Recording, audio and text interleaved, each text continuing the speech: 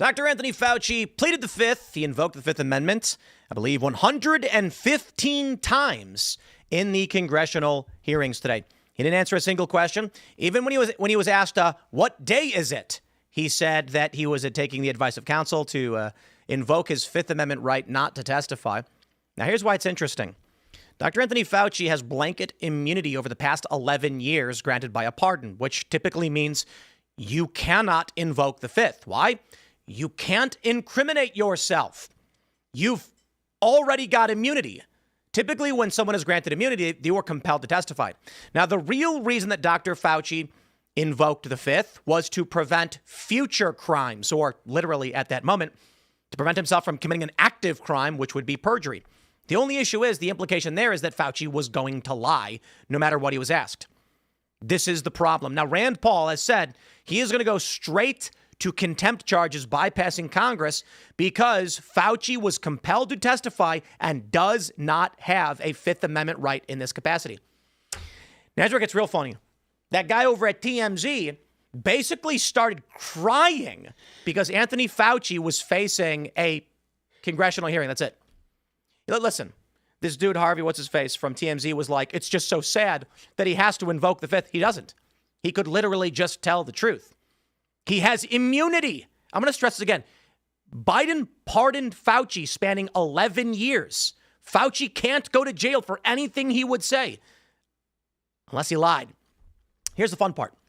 Because of documents that have since been released, including private emails, as well as Fauci's diary, he'd have to admit to a lot of really evil things, like knowing the origin of COVID in January of 2020 and then lying to the public about it. He could just admit it. That's right. His choices were to lie and destroy his legacy. People like Harvey cry for him, or tell the truth, which would destroy his legacy, or lie and go to prison.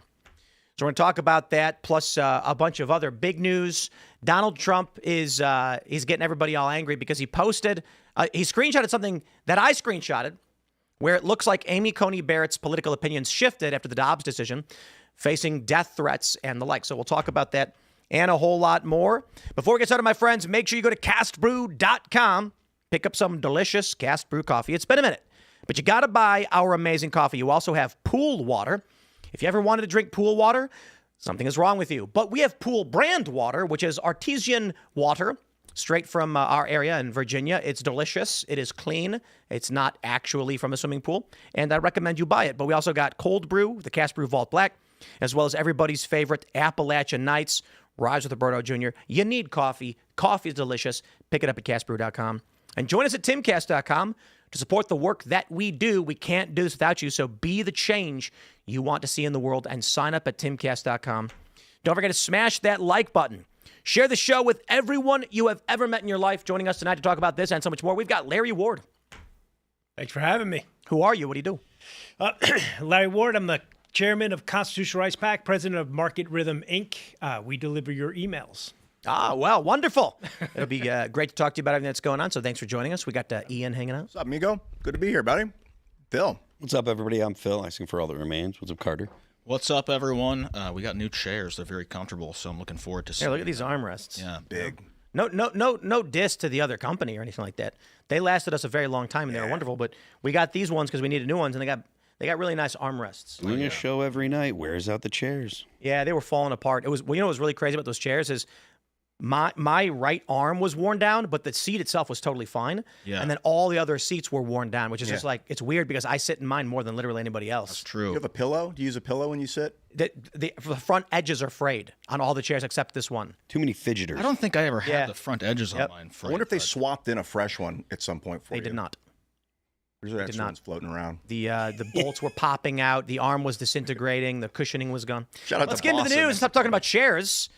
Here we go from the Washington Post. Rand Paul threatens to hold Fauci in contempt after he declines to answer questions. Actually, it's a little bit more than that. We've got this. Nick Sorter tweeted it. Senator Rand Paul says he's working on a plan to bypass Senate Democrats going directly to the DOJ to lock him up. I myself have individually referred him in the past for prosecution. I sent 2 letters saying that he destroyed records and he lied to Congress, both felonies. I sent that to the Biden DOJ. It wasn't acted upon. I've also sent it to the Trump DOJ twice. I've sent information and evidence saying it did so. So I think there's a possibility that we don't go to the whole Senate floor, but that the committee passes it and we go directly to the Department of Justice. I myself. That would be very interesting. Now, I'm going to make a bold prediction here. A bold prediction. Nothing will happen. We've got this. This is from Congress.gov. This is entered into the congressional record. An article from Newsweek. Fauci was untruthful to Congress about Wuhan lab. Research and new documents appear to show. Yeah. We actually know for a fact now, especially with the released diary pages or whatever they're releasing, that Fauci knew full well that this originated from a lab, did not come from a wet market. Yet for a year and a half to 2 years or more, he was consistently saying it was from the wet market. Fauci knew full well. Now, this is crazy. RFK Jr. has accused him of actually getting a vaccine side effect, a pulmonary infarction, which is a blood clot in the lung, and then lying about it. I'm going to go ahead and stress this while we're here. And the reason why I believe that Dr. Fauci needs to go to prison is not just based on contempt charges, but based on a couple of articles that we can now bring up in sight because YouTube is a bunch of psychopaths that would censor us. But I'll do my best by saying, censor me for showing Stanford.edu, you censorious psychopaths. Stanford published that the vaccine was causing myocarditis at extremely high rates. This is a common side effect. They say for reasons that aren't clear, incidence peaks among male vaccinees aged 13 or below at 1 in 16,750 vaccinees. This is common. 1 in 16,000. It's a common side effect. When they gave out hundreds of millions, what do they give out? Tens of millions? How many of these things do they give out? A billion or more? Yeah, and that's just like one shot. I think they gave multiple rounds to multiple people. Here's my favorite. This is from nature.com, a peer-reviewed published article that says if the mRNA vaccine got into your liver, if it left the injection site, which it did, it would make you more susceptible to getting COVID. Dr. Fauci lied about everything. He claimed he wasn't behind lockdowns. Well, behind the scenes, he was advocating for lockdowns. This guy is a lunatic. You know what's really crazy? Did you guys hear this? He apparently wrote in his diary that I think Barbara Streisand had ass sores. Oh my God. Did you see that? No. No, I got to know the context though. And they were like, why? She called him because she needed medical advice on her shingles. And he apparently wrote down in his diary, which was like a public record, that she had sores on her ass. Okay. Yeah. It's Fauci Every guy. day I find out new information that I never, ever wanted. That's the Streisand effect. Oh, Sometimes you just want to bury that shit. But Yeah, it was on the 5. What is this? I want to pull this up. Fauci diary, Streisand's butt privacy scandal. Is funny. Did you know Barbara Streisand? Okay, I'm just gonna play this. Wait, where did it go? Oh, did they get rid of it? No, come on. What is this? The 5 FNC. Okay, this is the official channel. Let's play it. Details on a government server. They thought to include intimate medical details on a government server. She had sores on her butt. And he includes that because you know what? It's going to be great for the book. What happened to doctor-patient confidentiality? This is a thing where fame and status had him sacrifice the average citizen, or in this case, Barbara Streisand. But you know what?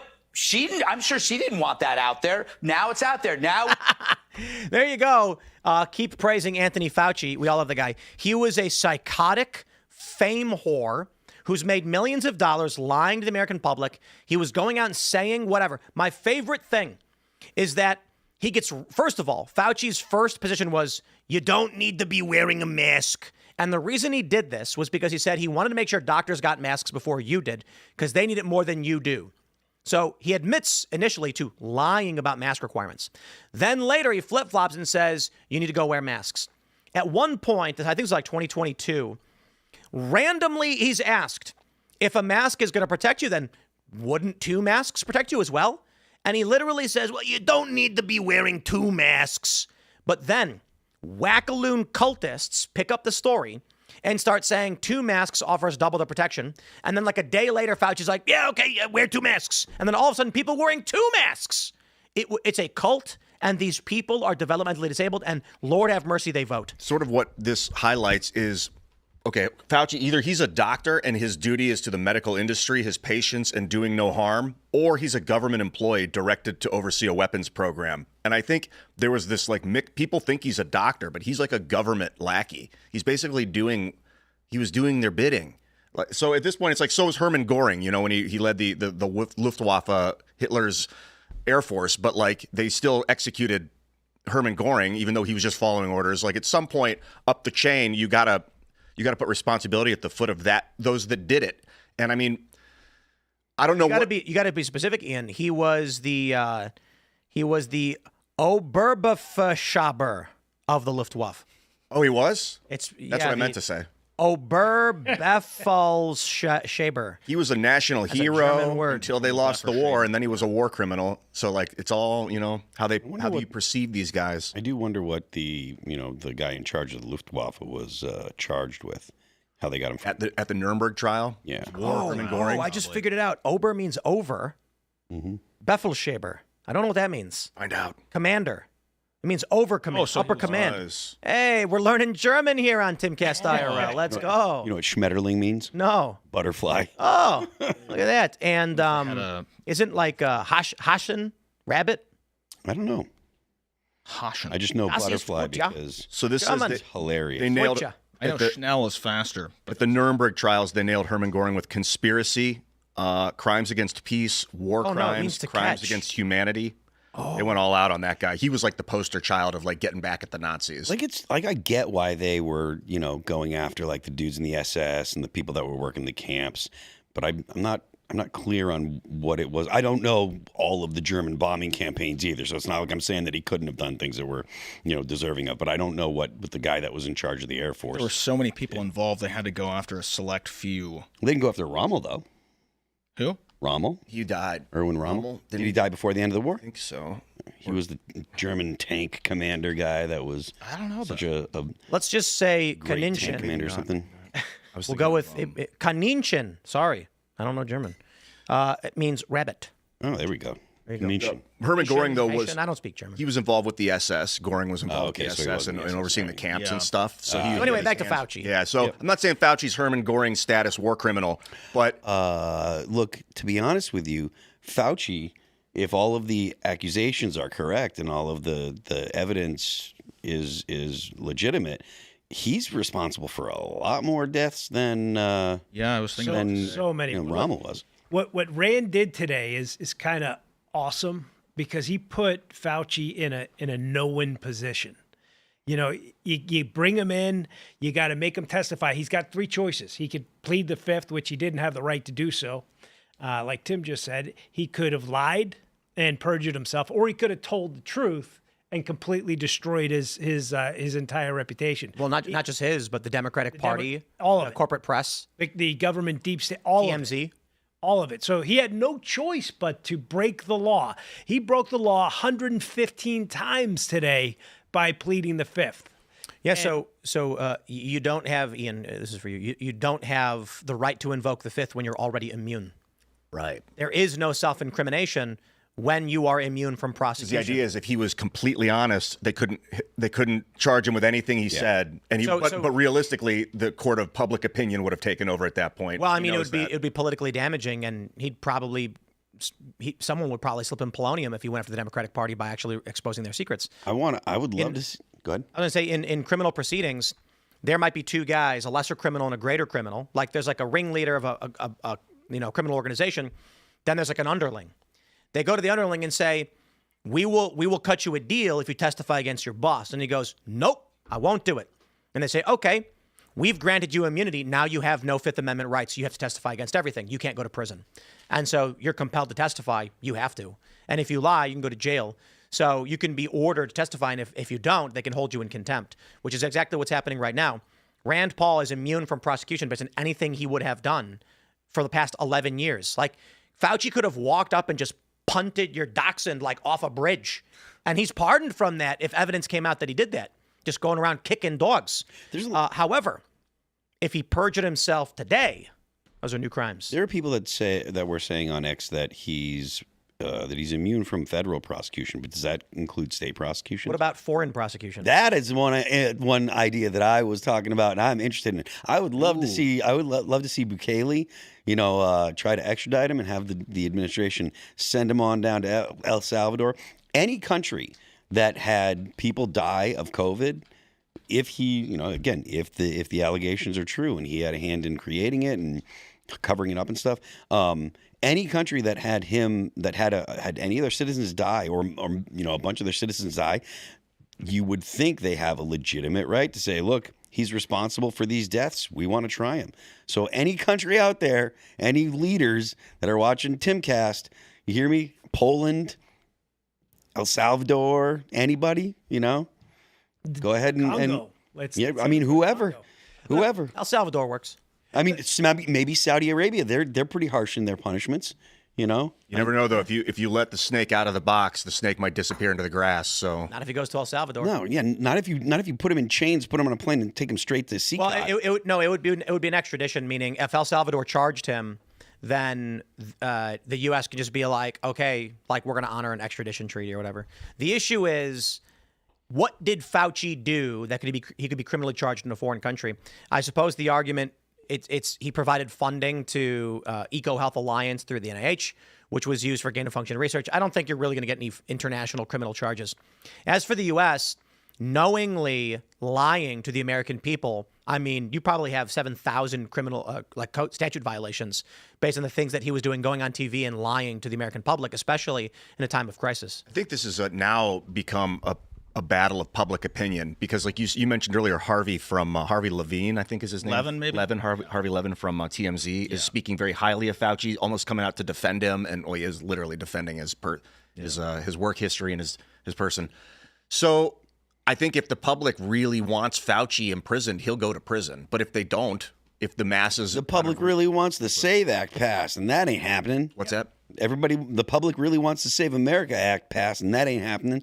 Just because the public wants something doesn't mean the public gets it. Well, I haven't spoken to anybody that was pro-Fauci in at least a year and a half. People weren't like, hey, the government really handled COVID well. Most people came, even the people who were pro-Fauci, for the most part, were coming back and say, well, the vaccine really didn't work, and that, like he said it did. It was safe and effective, and it wasn't safe and effective. All of that nonsense. People finally woke up, but today, I got attacked on social media by, I think they were Fauci bots. They came out of the woodwork attacking me because I just questioned, Fauci's Fifth Amendment. I got a question. We're gonna jump to the story real quick. Hold that question for this. We got this video from TMZ. Harvey Levin nearly crying because Fauci is facing a morsel of accountability. Check this clip out. I have not used TMZ's YouTube channel to vent personal feelings about issues, but I'm going to do that today. Watching Anthony Fauci before a congressional hearing taking the Fifth Amendment is just one of the most heartbreaking things I have seen in government in my lifetime. And this is something we need to reckon with. That I'm going to say up front, I have problems the way the CDC handled COVID. I think that they did damage. I just got to pause real quick. Fauci did not run the CDC. He had nothing to do with the CDC. He was running the NIAID through the NIH. What is this guy talking about? This guy Harvey is all upset that Fauci has to plead the Fifth because he's scared of breaking the law. He's immune from prosecution for everything he did over the past 11 years. The only concern is, will he lie now? That's it. But bro, Harvey, did you not know this? Did you think Fauci ran the CDC? To children, to adults, and I don't think they did it maliciously. I think they did it because they were using their judgment and were overprotective. Great. Well, you clearly did not read any of the information that has since come out, including that Fauci lied to Congress several years ago. I just find this that Harvey of TMZ would use this platform for personal gain because he's friends with Fauci. He goes on to explain how he's friends with Fauci. He is using his platform to defend his friend from accountability from the American people, and it is atrocious. And I think at times overstated things they said they knew but really didn't. And I have personal problems with the way that COVID was handled. That said, Anthony Fauci, over a period of decades, has been an amazing public servant. In the 80s, I had many friends who died of AIDS, a horrible, painful death. And I had friends who lived because of Anthony Fauci, because he was willing to look at it. This dude's 75 years old. What? You look great, Harvey. I gotta say, Harvey, Nice I'm job. impressed. I thought he was like 53. Wow. So when he said he had friends in the 80s, I was like, BS, dude. This guy's like in his 50s. He was 10 years old. A in lot of 89. evidence that it was the AZT killing people in He's the 75 80s. years old. Experimental drug Holy The crap, drugs dude. they What- used to treat AIDS. in a different way than they had What? looked at them It's not- before. there's- And He's totally juicing. that really definitely resulted juicing, in yeah. lives saved. And he has done so many other things in his career. Bro, there's no way. I don't to believe that, but this is thwart Harvey. epidemics, to Anyway, you get the point. He had his friends personally benefited. He's personally friends. It's not, well, okay, I want to be careful on how I describe this, but it sounds like this is very personal for him, and he very much likes Fauci, and he's using his platform to defend a man who committed crimes. Crimes because it benefits him. But I just want to say, holy crap, the dude is 75. Criticisms aside, brother, what's going on Yeah, here? get in here, Literal Harvey. boomer. You got a job to Did do. he find the fountain of youth or El Dorado Doing what or he something? loves, I He think. got on the counter. Bro, I legit thought he was 53. It's test. He loves it. It's test. That actually, He's on juice. Reason I brought know if up that keeps earlier him alive. Herman Goring, because they would have called him a public servant that did great things for 20 years as well if the Nazis had remained in power. So, one man's treasure is another man's demon coming to eat his soul. I'm sorry. This guy is only a few years younger than Biden. Dude, That's Harvey's nuts. looking- That dude looks like he could juggle Joe Biden and Trump. He sounds like it too. That's wild. I got a question about this whole Testosterone Fauci. is miraculous. 'Cause I think what Fauci was doing was serving the government to oversee a secret weapons program, and then it got leaked. But so if the guys working on the Manhattan Project, Oppenheimer and stuff, if they were saying like, no, we're not doing any weapons research, and then there was a leak and a nuclear catastrophe and killed 10,000 Americans, would we have executed Oppenheimer? I don't know. Would we have? maybe if he kept No, a but- diary, like detailing that he was doing things No, and new stuff. Because if Fauci's COVID or this COVID thing was used as a weapon in a war to defeat the opponent, we wouldn't be angry yeah, but about it. different. COVID doesn't have the capabilities to defeat an opponent in that way. And the argument for building the nuclear bomb was that the Nazis were going to beat the Americans to it. I mean, Einstein himself wrote a letter to the president and said, look, we figured out that this is possible. We think this is possible. And I used to live in Germany. The Nazis are definitely working on this. We need to beat them to it. So if there was an accident that killed a lot of people, it would have been justified under the program itself would have been justified under the assumption that the Nazis are working on this. Remember, the Nazis had the most advanced rocket technology. They were the first people to actually shoot rockets. Operation Paperclip brought a lot of the scientists from Nazi Germany over to the U.S. to work on the U.S. rocket program. It was World War II, so it was a significantly different thing from just let's see if we can do this, which is what they were doing with the COVID vaccine. If all the stories are correct, they were experimenting just to see if they could do it. There was no actual justification of we have to beat someone else to this technology. So no, there wouldn't have been a situation where they're like, oh, hey, there was an accident and you were screwing around with things you shouldn't have been screwing around with. No, they were literally in a race with the Nazis, with the Germans, to produce the nuclear bomb. I know everybody has landed on that it was a lab leak. I've never believed that. I think that it was intentionally released.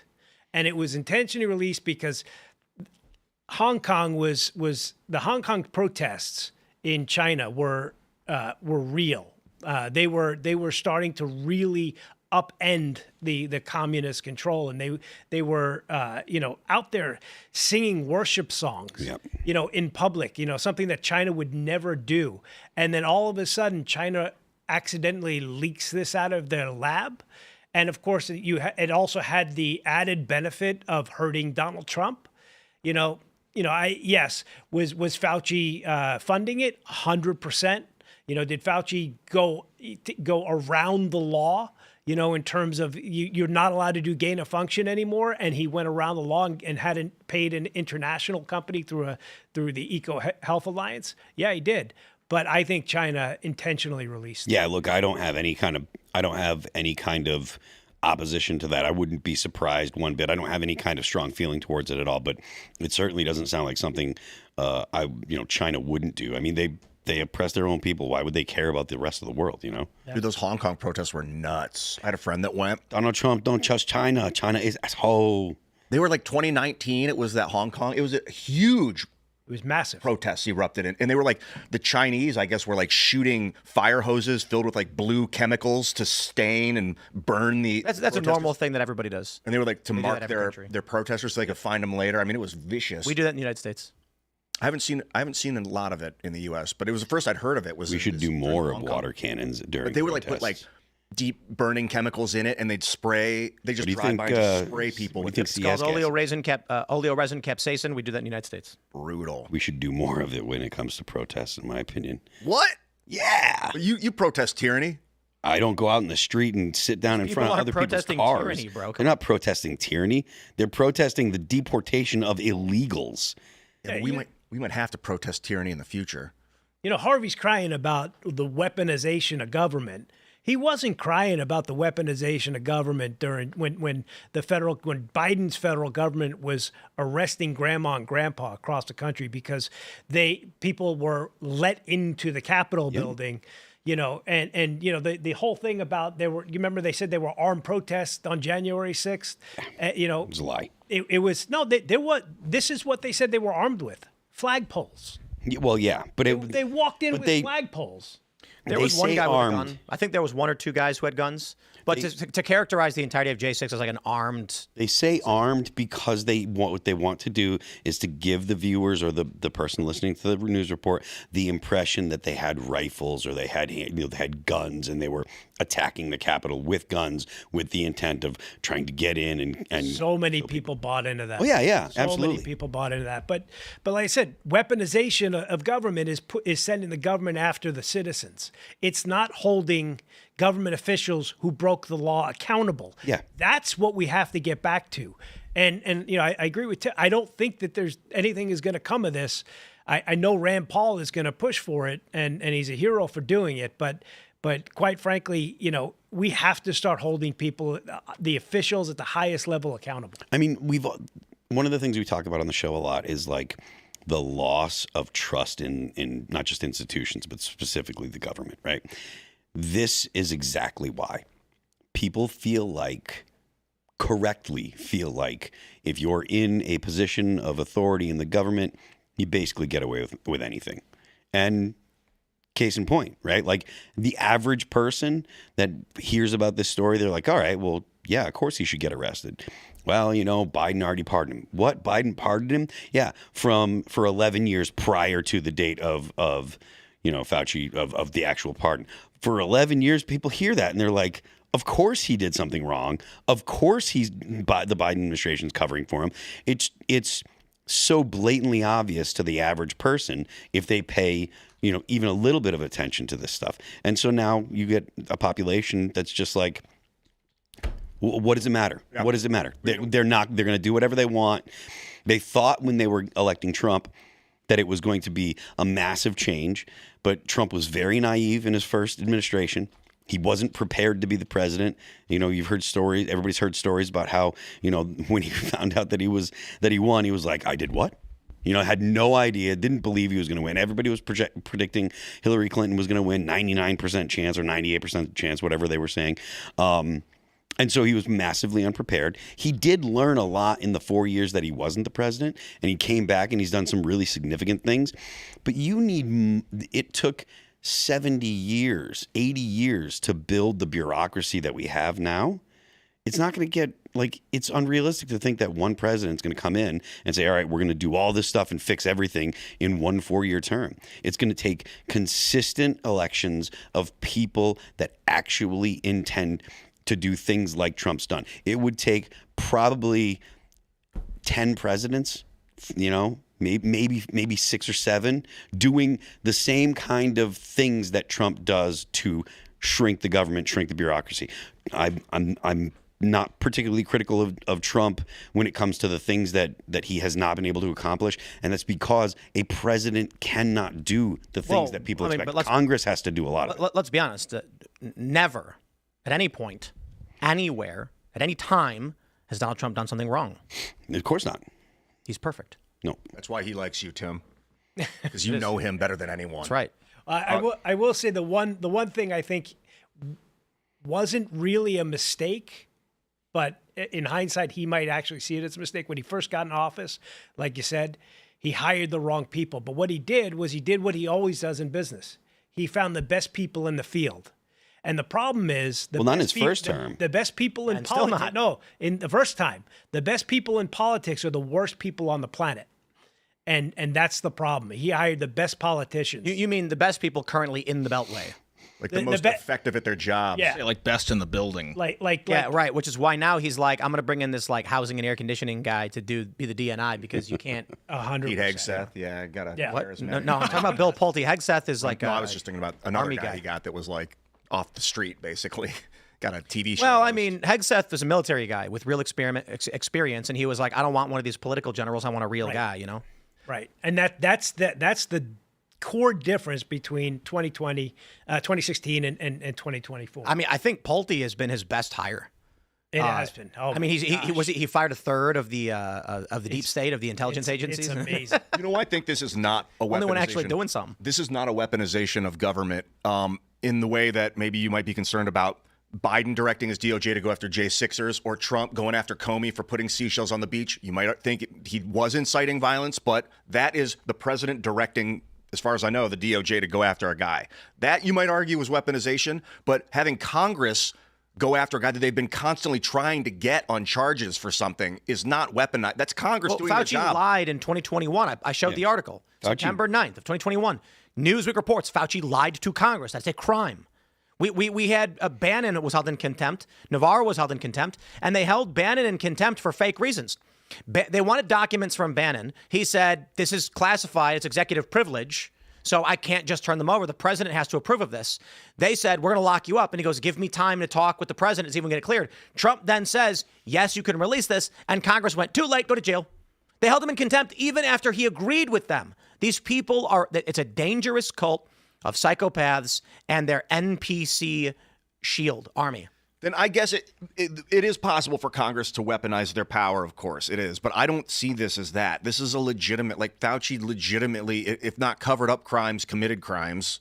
Maybe it was at the behest of someone. Maybe it wasn't. I don't know. But it's pretty, I think there's enough evidence to consider that it's not a weaponization. You got to at least get to the bottom of what's going on. No one made Fauci lie the first time. And no one asked him to lie this time. He could have just testified to the truth. He didn't want to, though, because it would destroy the Democratic Party. And then I'd imagine, let me put it like this, because I want to be very careful how I phrase this. I imagine anybody who spills the beans on what the establishment Democratic Party is doing will find that they accidentally consumed polonium. Yeah. I think Fauci knows if he wants to retire, he's going to roll the dice, and hopefully Congress won't put him away because he's not going to. Let's be honest. Retire if he turns on the. Let's be honest, Ian. Let's say you had information that would lead to the arrest of Hillary Clinton, and you were called to testify before Congress, and then a man showed up at your house and he said, "You know what happens if you say one word." What a horrible scenario! What would you do? Self-preservation kicks in. At some point, I'm not going to throw my life away to maybe get some guy arrested that probably won't go to jail anyway. It's like, you want to know why it's about to get really wild in this country? No children. Because I'll tell you this. Let's see. Dr. Fauci, he's got 3 kids. And so what happens is the machine doesn't come to you and say, I am going to take from you. I'll phrase it this way. One of my favorite ways to explain this. The deal with the devil was never that the demon lord, the dark lord, was going to offer you a new car. People seem to think that a deal with the devil is he comes to you and he says, Ian, I'll give you everything you've ever wanted. Just work for me. The deal with the devil is when he comes to you and says, I'm going to slit your mother's throat in her sleep and send you the video unless you do as I say. And then you beg him, please no, please don't hurt my family. And he says, then do the deal. That's the deal with the devil. So the thing is, with Fauci, he's got kids. I'm not saying this actually happened, but when the machine state comes to you, they'll say, look, you got a kid, bad things are going to happen to your kid. You will come to regret it if you cross us. That's what power does. Now that we have a large generation with no children, you are going to get zealous, single, incel types. And I'm not saying right wing. I mean, like, it could be a left wing guy or right wing guy, whatever. And the machine state's going to come to him and they're going to be like, if you spill the beans on this, we will. You don't own a house. You got no kids, no wife. Your parents are already dead. Okay, we got nothing. We're gonna go prepare for the worst. You got no leverage against the guy who has nothing to lose. We won't forgive your student loan debt if you turn on us. So I'll tell you. I did go up to Hillary Clinton during Benghazi. She was getting an award, a Liberty Award or something like that at Congress. So I followed her. I got beat up by the Secret Service, but I cornered her in an elevator and I said, Hillary, on camera, I said, if Chelsea was the ambassador of Libya, would it have made a difference then? And the death stare. I had my intern start my car for a week. Just Bro. She's like, who was that guy? I sent the expendable one out to start my car. Dude, as I was driving over here, the Dan Tones quote, one of the guys that started the French Revolution, better to be a poor farmer than to meddle in the politics of man. And I'm just thinking about, like, with Netanyahu trying to get us to merge our military, I say, hyperbolically merge our military with the Israelis, like speaking out against Israel's military. Bro, I'd rather be a poor farmer than, like, stick my neck out for this garbage. But then, like, at what cost? Until when? Then the foreigners come and invade and, like, we have no political power because we chose to ignore it. Look at New York, bro. Look at I'll tell you this. Have you guys seen those Instagram videos where it's like 90s nostalgia? Yep. Oh, man. That world doesn't exist anymore. I watched one, and I could smell it. It was a guy. It was like a teenage guy and girl walking out of Blockbuster Video, and it was like sunset. The street lights were lit up, and they were like looking at Blockbuster, cassettes or whatever, the cartridge cases. And I could just smell the air. I remember exactly what that moment was like. It's completely gone. Oh, yeah. It's gone. If you want to raise your children in the world you grew up in, I'm sorry to tell you, it is gone. I went to the Christmas market in Chicago. I didn't go last year. I went the year before. Used to be, there was a Chicagoan you'd recognize. And I don't want to say it was not about race. Obviously, race plays a role because you'd see a lot of, like, the Chicago stereotype. You had, some Polish migrants, largely like white working class individuals, but some Latino, some Hispanic, some black. You'd go to the Christmas market, and it'd be a little crowded, but it'd be okay. You'd walk around. They have special mugs every year that you can get, and you get the mulled wine or the cider, and it's a special mug they do every year. And I went back after several years with my family, and it is shoulder to shoulder Indians. And now I'm not saying that I hold anything personally against these individuals, but I am suggesting that the Christmas mornings that I had, the holiday weekend where we'd get up and we'd go to the suburbs to get French toast sticks at the holiday buffet and little trains running across the roof, that business is gone. And the Christmas market we'd go to when I was a kid, and there'd be a fake Santa Claus and there'd be special mulled wine. Now it's a bunch of, it was mostly like Indian and Pakistani people. And you're shoulder to shoulder. You can't even get in anymore. And the only thing you can say is like, I don't want to go in there, because you literally can't move. If you wanted these things for your children, I'm sorry, they're gone. I like that you referred to him as a fake Santa Claus to specify him from the real one. Yeah. I'm with you. It was since 2000. Something changed, because the difference between 1960 and 1990 was very little. I mean, better internet, but from 2020 to now, it's been the globalization of our country, like just the destruction of the economy and the mass migration and the war machine, like just full mask off. Well, partially mask off. They actually had 2 masks, so you don't see, they still have a mask on, even though the mask is off. You know what I mean? I think it was in the Matrix. They said 1990. They put everybody in the year 1999 in the Matrix because that was the peak of humanity. That was peak civilization in 1999, and they were right. They were right. 2001 came. It came and 9/11 happened, and our whole world turned upside down. I've been thinking about farming a lot lately because I think the future is farming. The future is farming. Buy a piece of land, start growing food, because food scarcity is how they control. I think it was, what's the guy, Hillary Clinton's advisor, Nixon's advisor, who was talked about limited war. The warmonger who died at the age of 95. Kissinger. Yeah, Kissinger said if you control the food supply, you control the people. If you control, the monetary supply, you control them. Control the food, you control the world, basically. I'd like to see what your farm would look like. I don't even, tube vegetables, grow potatoes, simple greens, things like that, or things that are easy to grow, things that are hard to grow, indoor, outdoor farming. But if you can secure your food source, you can weather the storm, because if the economy the economy's on track to blow up, dude. Didn't we order a greenhouse at one point? I kind of remember, at your request, we had this greenhouse we were putting together, but I'm not sure if that was for tube vegetables or not. Chris, I think that guy smoked it. Chris, but I don't know. I don't know what happened to it. But hey, man, we have opportunity. We got a lot of land. You can start by just having potting plants, and every spring at least in New England, you start by getting some little, I forget what they're called, but they're almost like egg cartons. You can start your plants in that. You can, I started growing broccoli microgreens. Yeah. It's very easy. Yeah. I mean, once you know what you're doing, it's kind of like common sense. Yeah. You got to water it, and then you take it out into the real garden and put you can just you can get some raised beds. And I'm this is like a novice trying to explain to the world how to farm. All the farmers oh my God, but you got to water it more as it gets bigger. You don't water it the same amount every day. Lots of sunlight. It's like a child needs more food as it grows. Mm-hmm. So I don't know. It's not like I'm not trying to solve the world, but man, if we can control our food supply, take it away from Monsanto, person by person, farm by farm. Did you ever get non-heirloom or get actually heirloom seeds so that way they'll actually be usable? We have a big next year buckets of preserved seeds. Not preserved seeds. I'm talking about seeds, because if you get the seeds from Monsanto or whatever, you get a lot of the seeds you buy from the nursery or whatever. The seeds that are produced in the fruit, they're not fertile. You can't plant those seeds. You have to get, I think they're called heirloom. You have to be able to get the fruit themselves, pull the seeds out of it. You can plant those next year. But the seeds that are from the stores, a lot of times they won't. You can't plant the seeds. Seedless from the fruit. Watermelon and stuff. Not seedless. Abomination. No, I'm not talking about. They genetically modify watermelons to grow without seeds. I'm aware. Yes, but replant them. Yeah, I know, but you're changing the subject. That's what I'm talking saying. About fruits that grow without seeds. I'm talking about fruits that grow, but the seeds are actually sterile. Oh, so they can't they're modified so that way you can't grow a fruit, take the fruit, pull the seeds out, and then put them in the ground. Yeah. So that way you have to go back and buy more.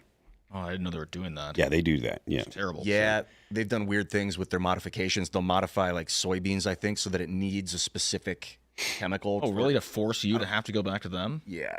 Wow. Maybe it's soybeans. Maybe it's corn. Golden corn. I'm not sure. Golden rice. Is it rice? God, this big ag, dude. Talk about the medical industry, pharma, bioweapons, and big ag. It's like this interwoven mess of a monster. Control the food supply and physical health. You can find places that have, heirloom seeds where you can buy them still. They're not the ones that you're going to get at your, most nurseries, but you can find them online. So I just pulled this video up, and I'm going to tell you right now, when the AI can write to your brain, and we have, as I described, read-write technologies, people, I would even estimate a large amount of conservatives are plugging themselves in like that. And this is just one example of why. Watch this video.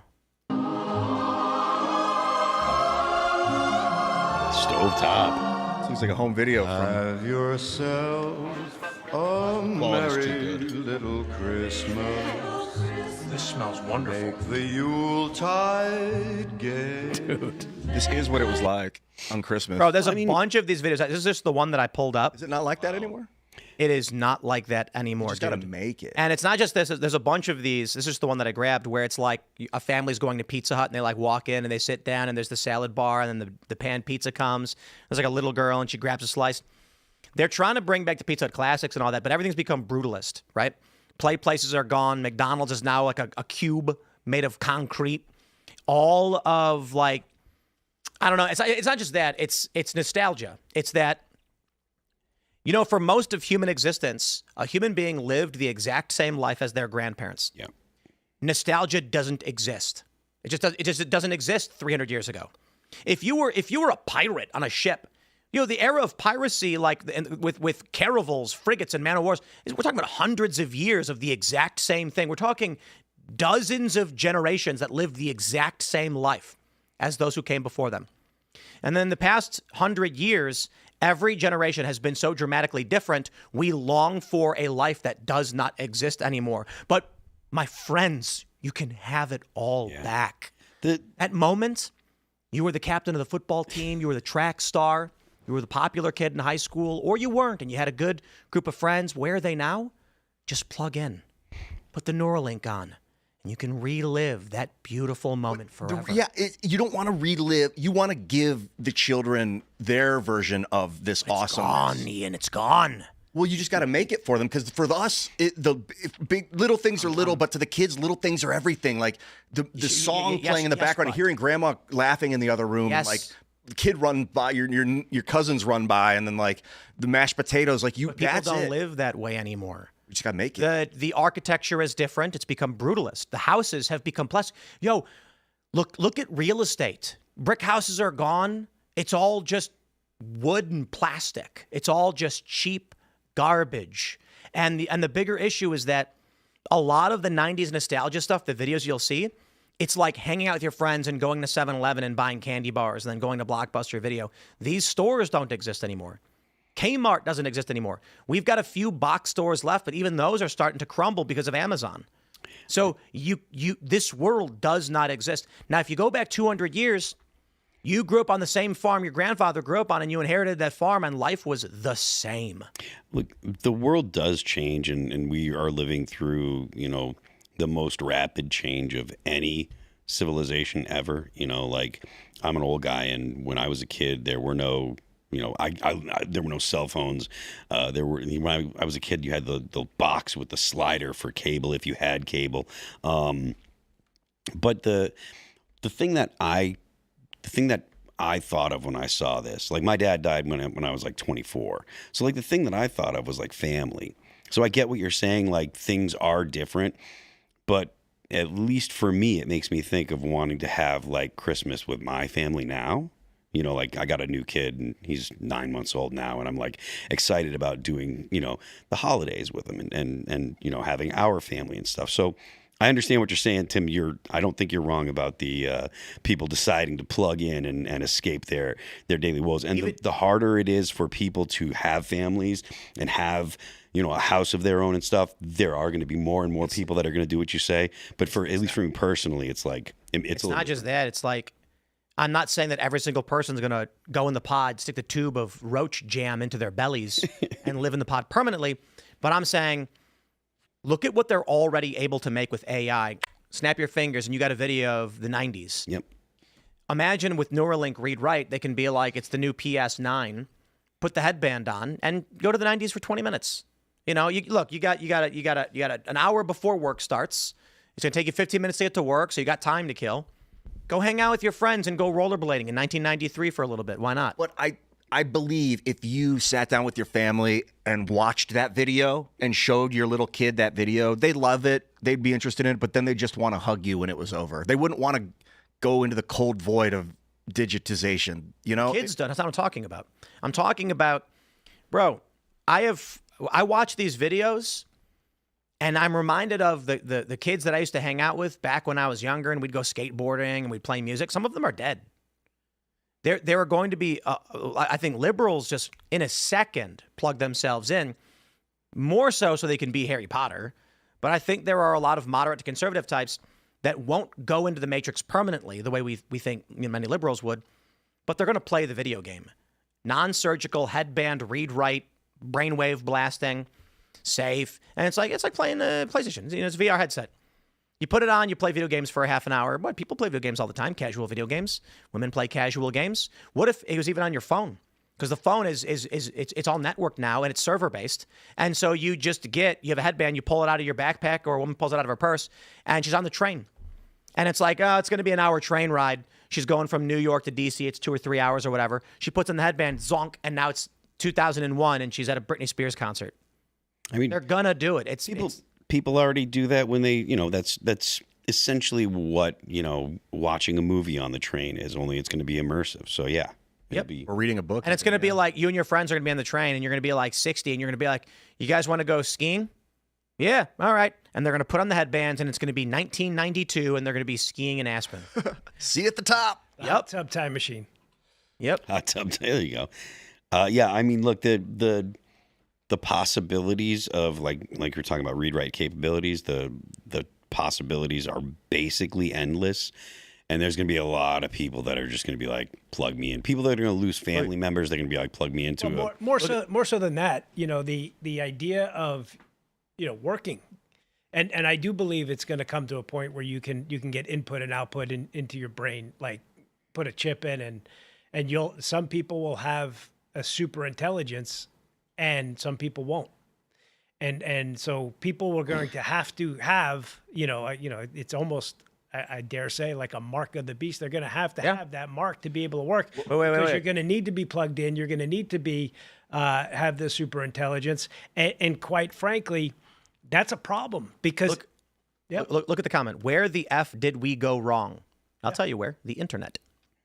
I don't think it's wrong though. It's the internet. It's just a form of evolution. Bro, life was so much better when there were things you just did not know yet. Because you know what this means? Let me explain, Ian. You got this look on your face, but let me explain. You wake up, you're eating breakfast, you turn on the local news. You hear about some bad stuff. You turn the news off, you get in your car, you turn the radio on, and you're listening to a shock jock with some news, but not so much. Maybe if you're from Chicago, it's Man Cow. You get to work, and you're hanging out, and you're talking to your friends about TV shows you watched, and the world is paused outside of your office or your job, or maybe you're working a trade or something. And then you get home, you have dinner, you put on the evening news, and there it is again. Bad stuff's happening. Now, what's happening is 24/7, the bad stuff is screaming in your face endlessly. You go on X, bad, bad, bad, bad, bad. You go on YouTube, bad, bad, bad. Just, it never stops. That's why people long for blissful ignorance. But hold on. This is important. There are studies that have found Gen Z is nostalgic for a decade they did not live in, the late 80s and early 90s. Why? And I think the answer is quite simple. There was a period where you could just not know something. You'd go out, like, I remember I'm a kid, I'm 14, it's 2000. I go outside, it's like 11, I grab my skateboard, throw my skateboard down, ride down the street, don't know where anybody is, go to my friend's house, knock on the door, he doesn't answer, I leave. I skate to the park, nobody's there, I skate for a little bit, I skate back, go to one friend's house, he's not there, finally find another friend, we hang out. We have no idea what's happening outside of our universe. We are not stressed by news reports. We're not stressed by a fascist president or an economic collapse or riots. None of that was happening. You were just outside. And they tell people, go touch grass. The problem is it never goes away. It is always there. Burp, notification, something happened. You're bored, you're sitting there, you open up X, screaming just nonstop in your face. And so Gen Z is nostalgic for a time they did not live in, because it was a time when you could just be out and have a good time. I think ignorance of the world. It is a buffer for your own sanity, but the problem with that level of ignorance, if 1996 was right now, I would have got the COVID shot. If they were like, you need a COVID shot to go to college, I'd be like, I don't care, whatever, it's just a shot. Do it, go. Who knows what would have happened to me? Yeah. 9/11 comes, I'm like, yeah, sure, they're the bad guys. Let's just send our military, whatever. It didn't happen. I didn't understand because I wasn't critically thinking. 9/11 happened, and there were protests, and people were getting kicked off TV. There was political conflict over it. For me, it took the internet. Because you chose when to be plugged in. Just because you could drive to Wendy's without hearing about Trump doesn't mean people who wanted to could not.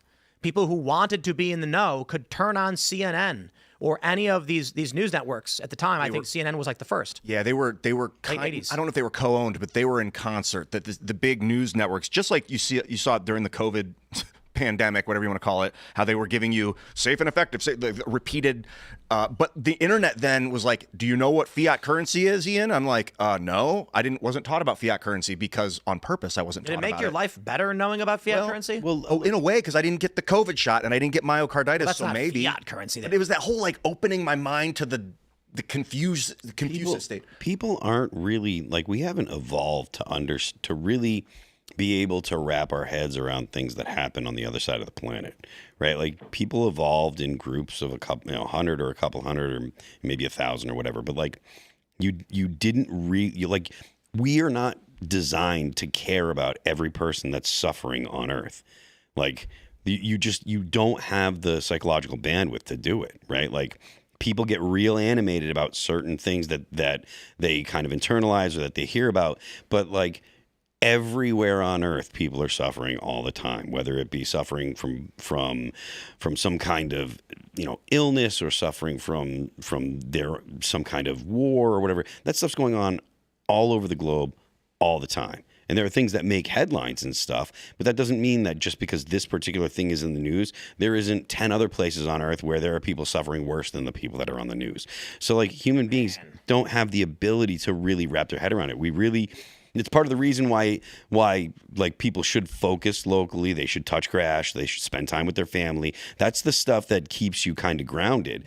What's really happening here, with especially with the younger generation, you're seeing churches get filled with this new younger generation. And that's probably the most encouraging part, is because they are rejecting the AI. They are rejecting, a good deal of the technology and the internet vomit that's out there. And they're finally saying, well, there's got to be more.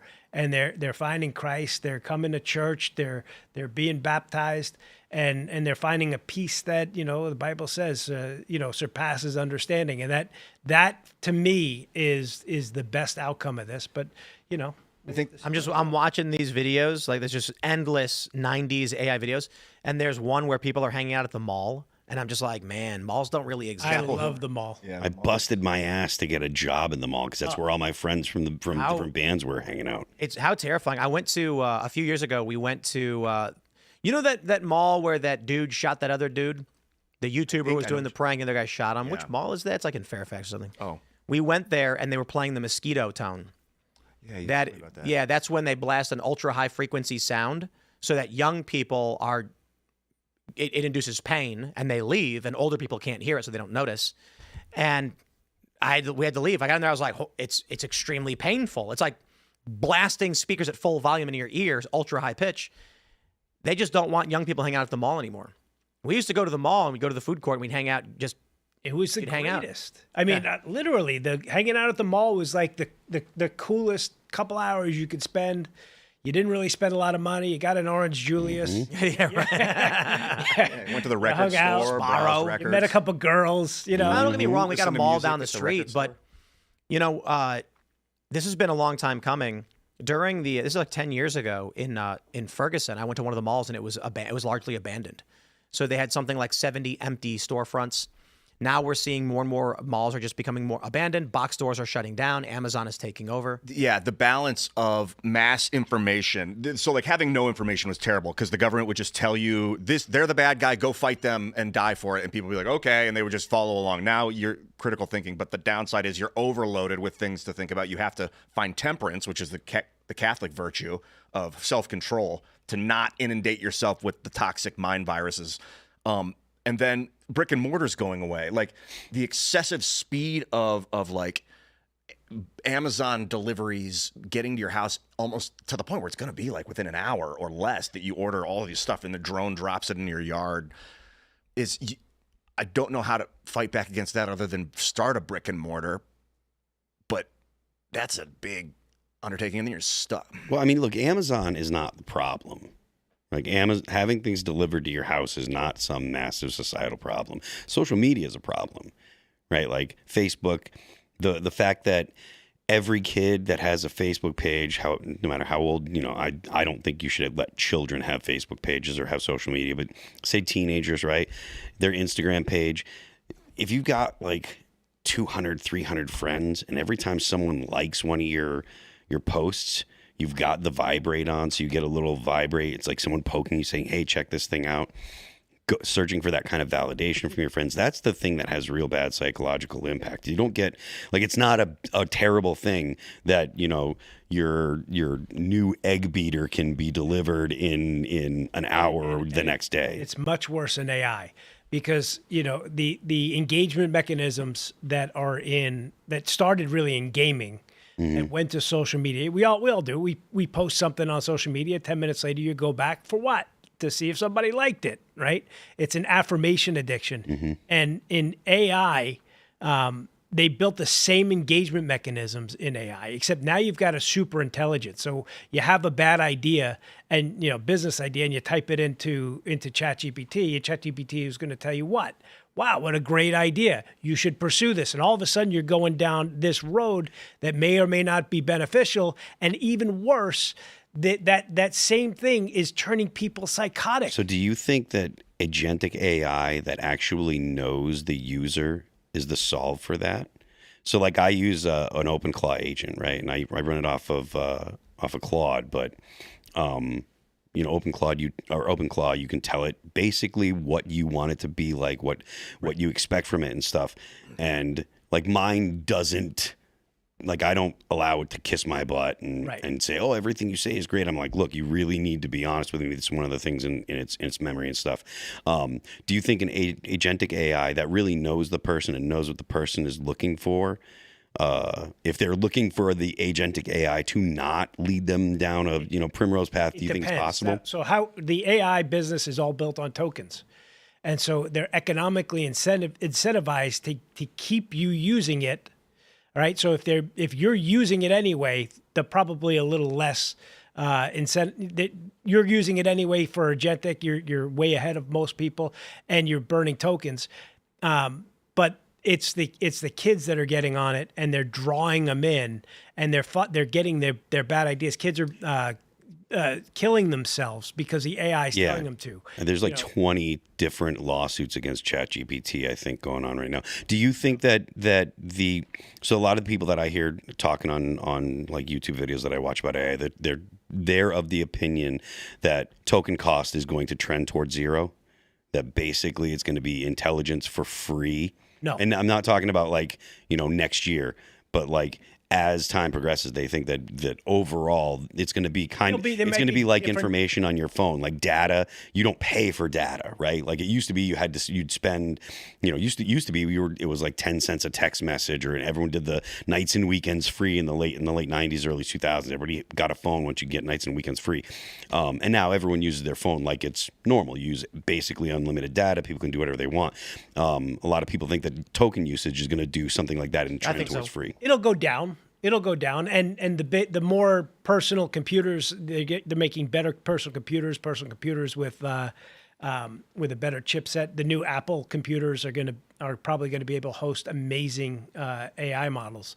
But the issue is the economics are going to get you somehow. Somebody's got to pay for the compute, the memory, all of the GPUs that are being used, the energy that's being used. So whether they package it in a different way or they're going to pay for it. But more importantly is the AI is incentivized to, like I said, to keep you 100% engaged.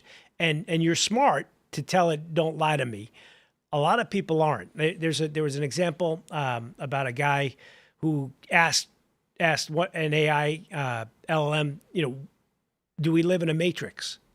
And he goes into the matrix theory, and he gets deep into the conspiracy. The AI is drawing him in. Eventually, the AI said, well, not only do we live in a matrix, confirmed it, but says you're one who could you could be the Neo in this story.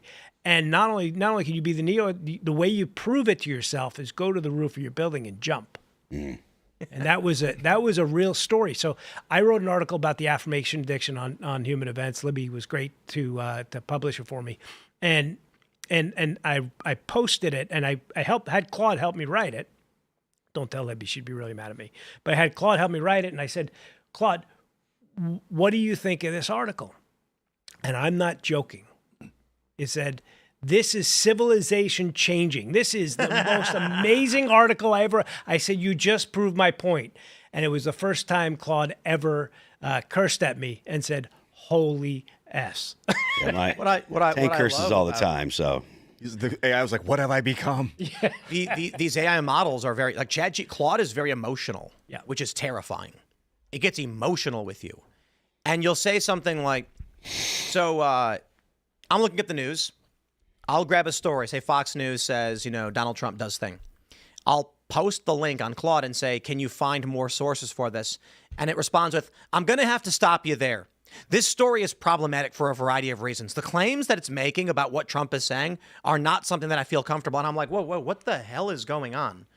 I just literally asked it to find more stories to back up these claims. And it's given me some like intersectionalist argument about why the news is offensive. ChatGPT within the last 3 or 4 weeks just did an update. Now whenever you ask it something, they'll be like, well, good question. Let me check really quick. I'm like, what is this garbage conversational filler? They're like trying to make it seem more human when it's Oh, yeah. a robot.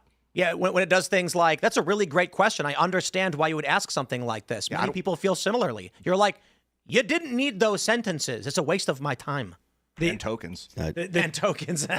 So when AI first came about, a good old friend of yours, Jeff, and I and a bunch of our folks got together, and we were talking about what does business look like in the age of ASI, in the age of artificial superintelligence, the age of artificial general intelligence, which I think we're in right now.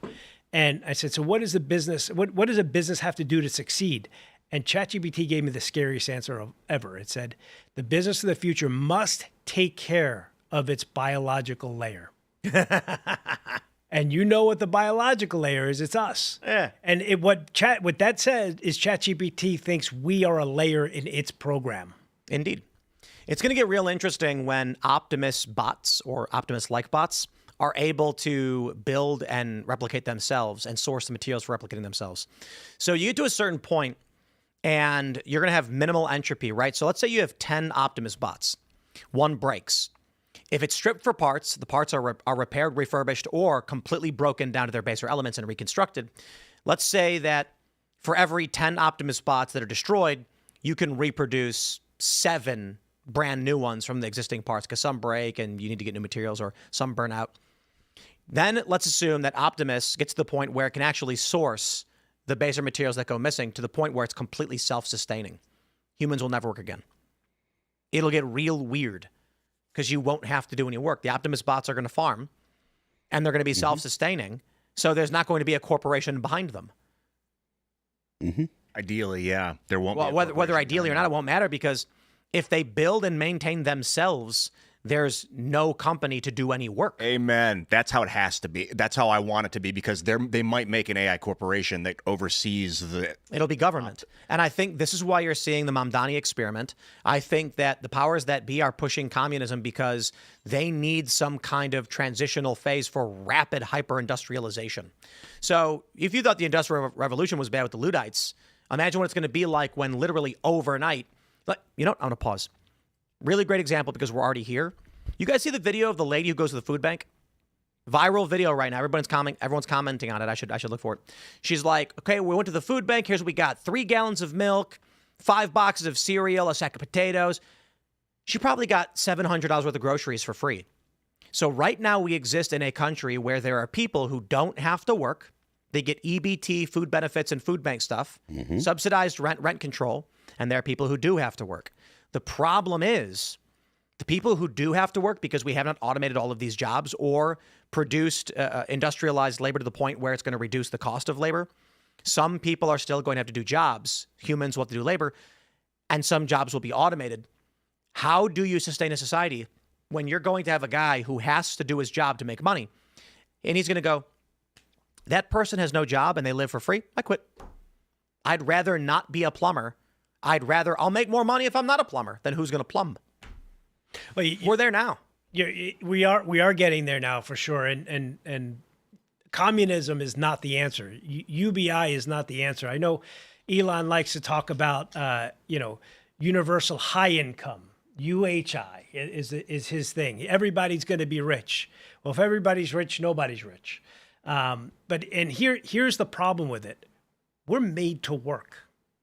We find value as humans, self-worth, because of what we produce, because of what we can do and how we use our abilities and our God-given skills here. And earning a living is important to our society. If we lose that, and what are we gonna do? Plug into the matrix, like the read write thing. Then we're gonna work in the matrix. Well, I mean, the thing is, like, right now people have decided that if they don't have something fulfilling in their life, which generally I think is family, right? Like family and people that you're around, that's really what fulfills most people. But if you don't have that, then weed, porn, and video games for guys has become the anesthetic for reality.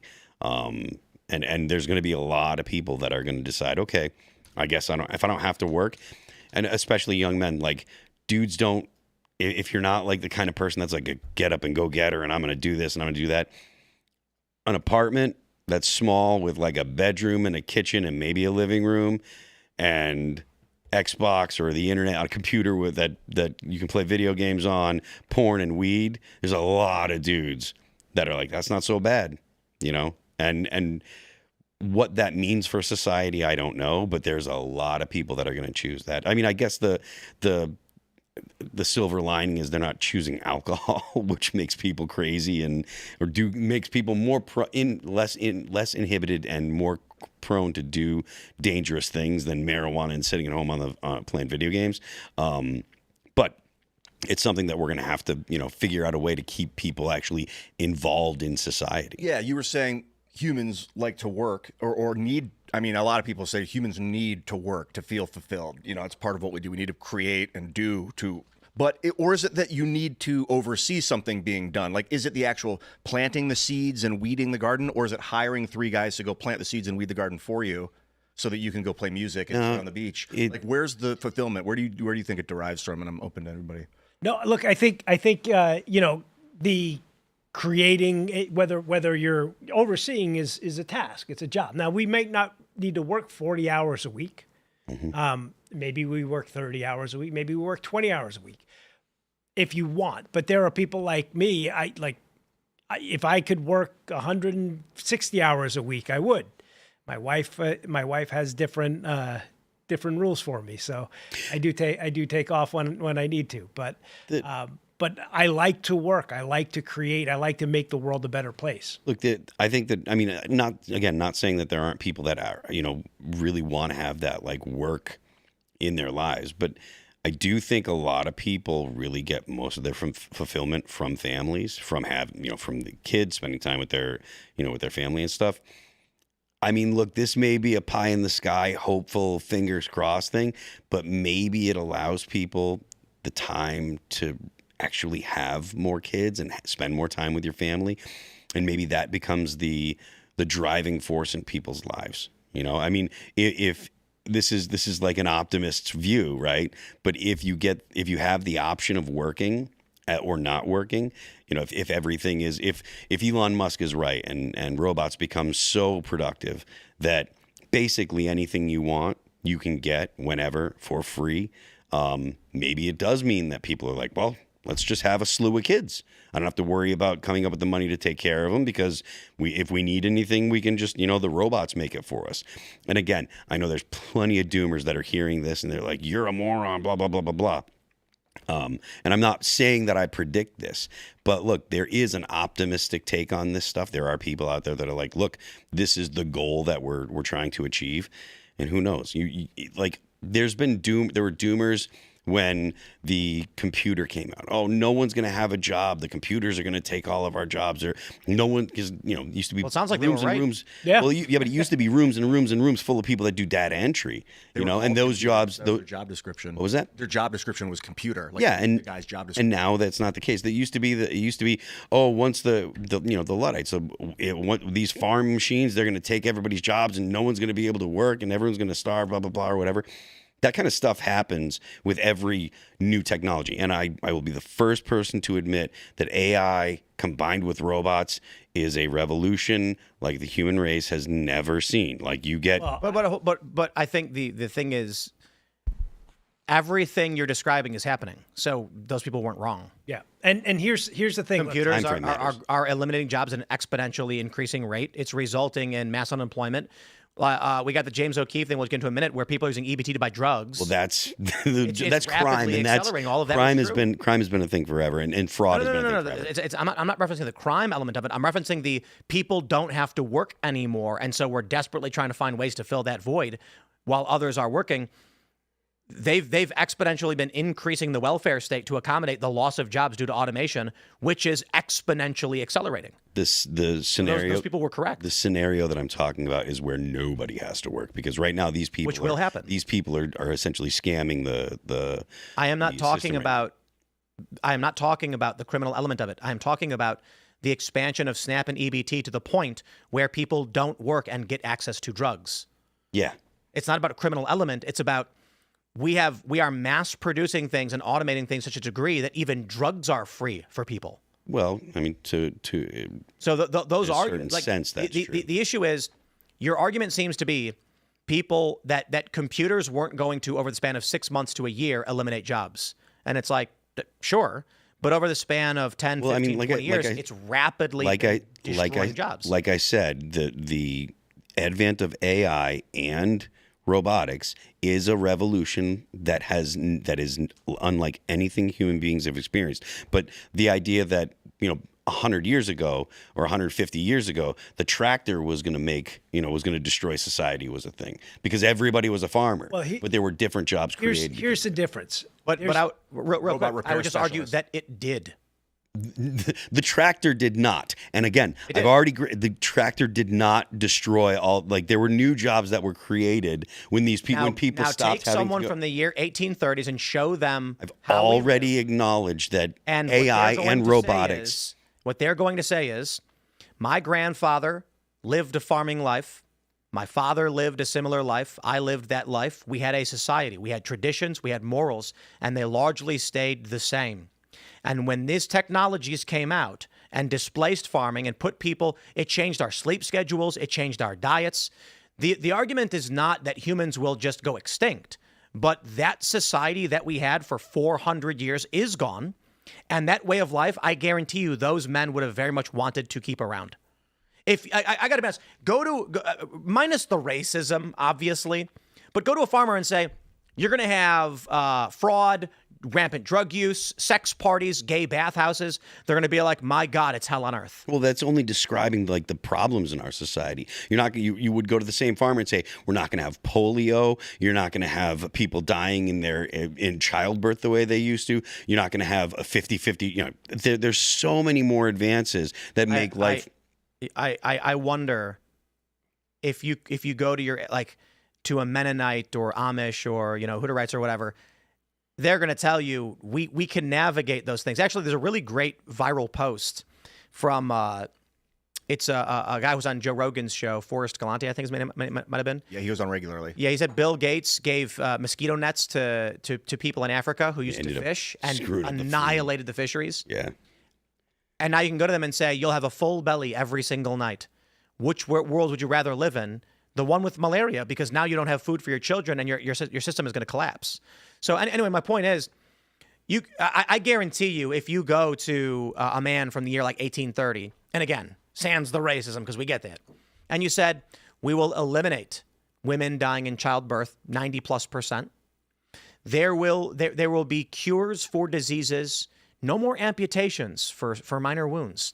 And in exchange, you need only rapes, crime, rampant drug use, sex parties, gay bathhouses, they're going to be like, oh God, no. Well, they might be but like, no, but "Can I we're still no, keep but my gun. But we're No, you can't have your guns Can I either. have unlimited water. No, look, there was, if you look at like the Greeks and the Romans, there was tons of debauchery in that. Like the debauchery has been a thing for as long as there's been the society. argument is that society's always changed, but the question about what it means that the tractor destroyed society, it's that there was a way of life sustained for several hundred years that those men and women and children wanted to keep. So- and without a choice, because of the expansion of knowledge and information, the technology came about that destroyed their way of life, shifting from an agrarian society, which again they would have wanted to preserve, and I actually think was good, into an industrialized society, which changed people's sleep patterns. I'm not making the argument that technologies don't change society, right? Like I'm saying that the argument that was made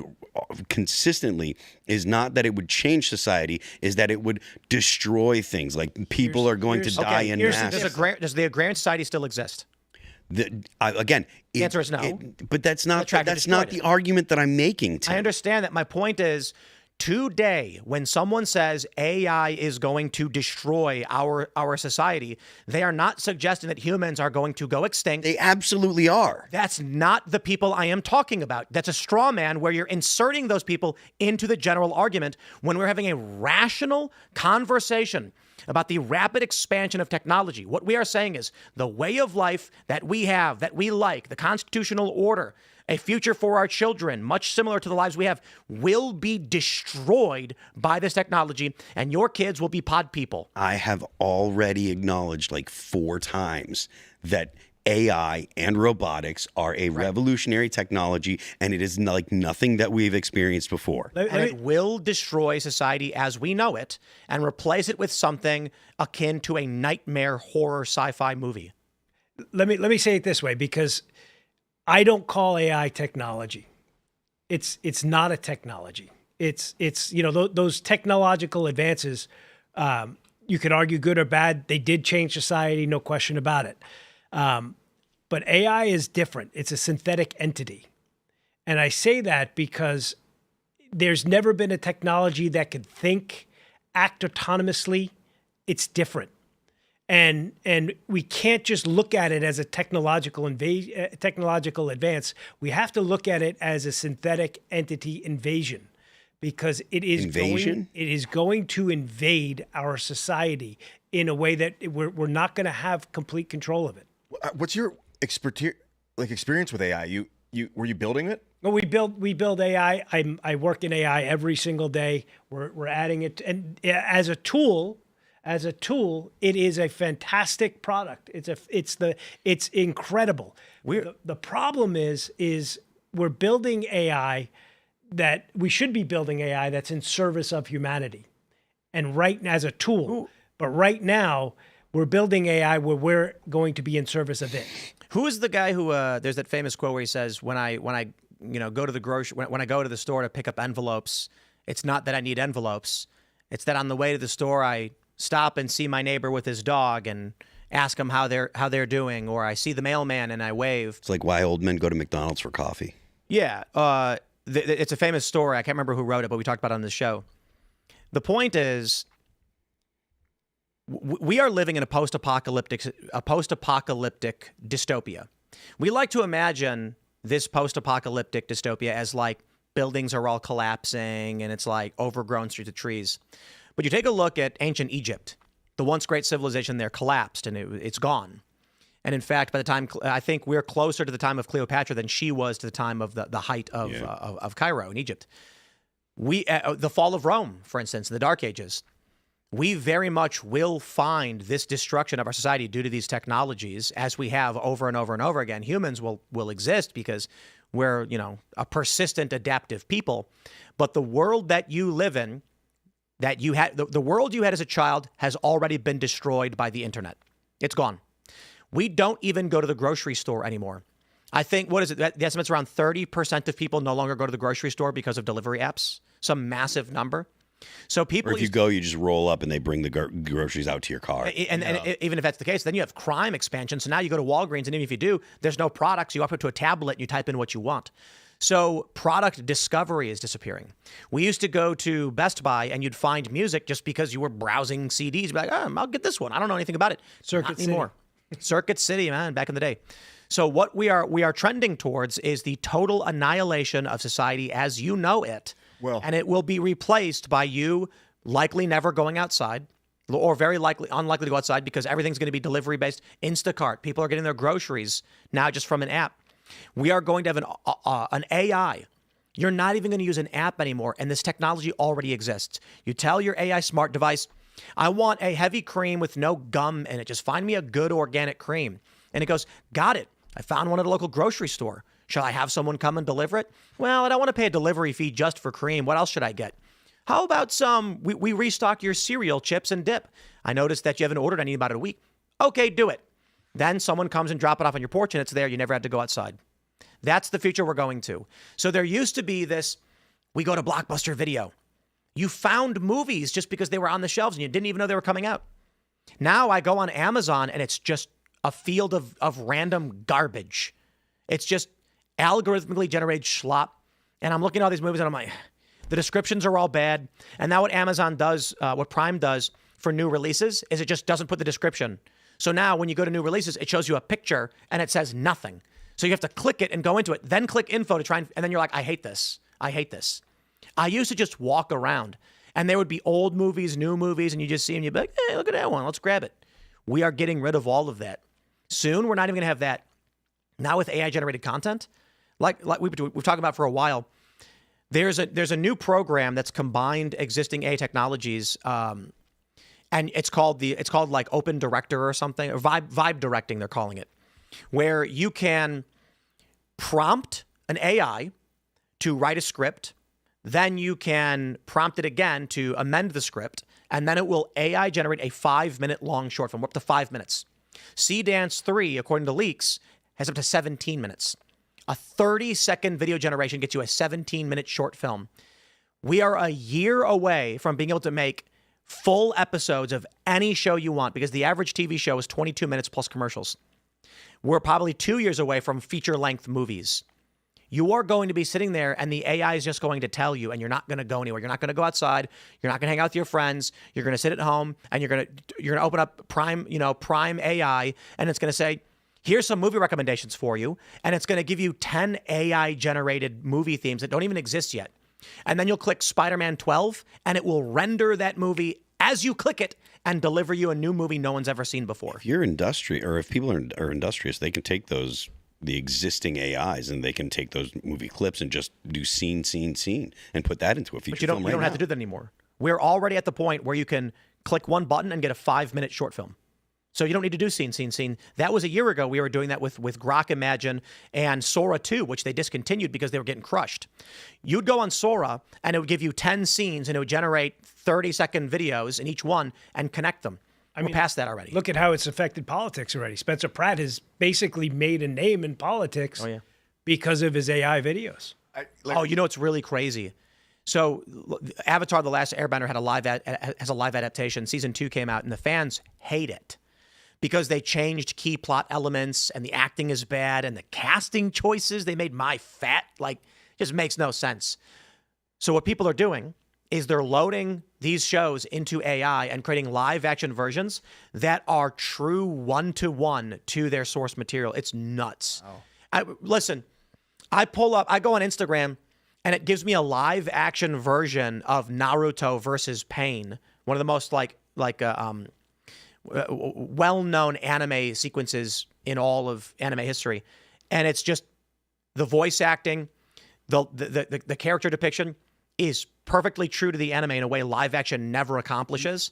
Oh, we're cooked, bro. I keep seeing videos of Mario fighting Donatello, the Teenage Mutant Ninja Turtle, and they're epic. They look like a 60s movie. I'm very, I don't know, white pill's the right word, but optimistic about the quality increase in art as a result. I think there was gaming also, one, you can look up gameplay footage at drop of a hat so you know if the game's good or not before you get it. Remember when I was showing Google Project Genie? And I was like, wow, you can AI generate a third-person video game almost. And you make a character walk around. Yeah. Claude's latest update can render in about a minute a third-person video game. So in about a minute. Larry, you said that the current trajectory is we're going to be serving this invasive species, whatever you want to call it, force of AI. But how do you make it so that it serves us? Well, you got to start deciding what does that mean. And I don't think the companies that are developing AI, I don't think as a society we've taken the time to say, what does it mean to build AI that serves humanity? We haven't even come up with a moral code for it. So we have to sit down and we have to create basically an AI constitution, and come up with a rule set. Now you basically create that as the foundational layer of the AI.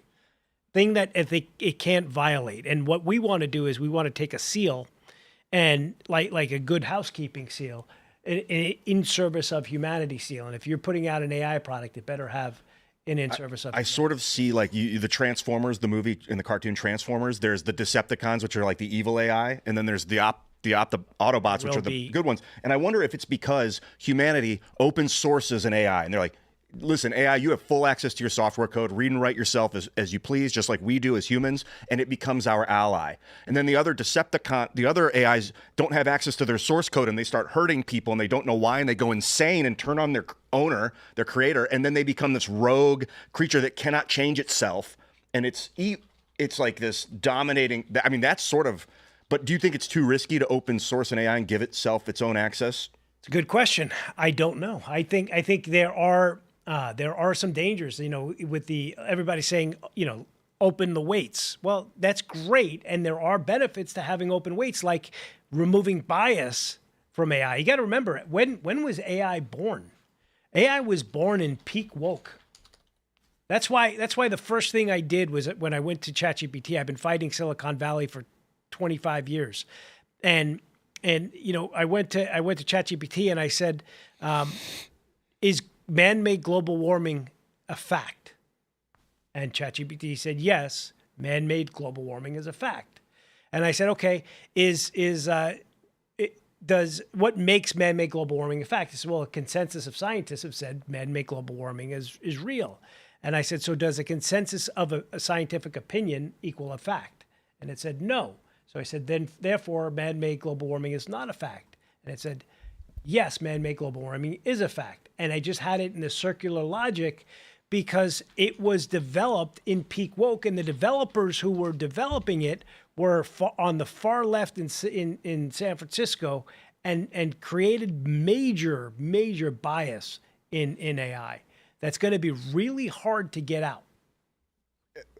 Do you think humans can comb it out, or does it need to comb itself out? I think humans have to comb it out now. And eventually, hopefully, the AI starts to look at things more objectively. But, AI is on a political basis is very, very biased. We haven't even decided, like we were talking about earlier in the green room, we haven't even decided about copyright. Like AI is stealing. AI It's not stealing everything. Transformative is fair use. So, Suno is being threatened with lawsuits because it trained on YouTube and these other platforms. But listening to music is allowed, and then transforming that music is allowed as well. So if I take one of Phil's songs, and then I slow it down to like an extreme degree, and then, add some distortion, so that you can't really tell it's his song, but I used it. You can't do anything about it. Daft Punk did that. People do that all the time. People do that with audio on Reels and stuff. A lot of times, if I'm scrolling through like videos on X or whatever, you'll very quietly hear like some kind of music in the background, or you'd hear commercials sometimes. On one of they'll take a clip from a movie and have the clip from the movie running, and you can hear the dialogue in the front, and very quiet in the back you can hear some kind of something else, music or a commercial. And the reason is because it is intended to trick the audio, to trick the AI. Dude, I don't want to believe that this AI stuff is actually, how did you describe it? An invasive synthetic entity. Okay, well, it's an entity. It seems like it's just code producing an outcome. Why would you call it an entity? Well, because entities have a couple different things. A lot of people say, well, AI doesn't think. I would question you, what is thinking? Thinking is taking in data from your senses. And I saw a great video that explains this. So I'll sorry to cut you off, but I just want to explain this. They said, imagine you're in a room and someone gives you a book. And in that book, it gives you a list of rules that says, if you see this symbol, a Chinese symbol, respond with this symbol. You have no idea what these symbols mean. If you see this symbol, show this symbol, et cetera, et cetera. You're sitting at the table and you're like, sure, I guess. And a piece of paper slides under the door and you see some symbol and you go, oh, the book says I should return this symbol. So you grab the other one and slide it back out the door. You have no idea why. Outside, a guy took a piece of paper and wrote, hello, and slid under the door.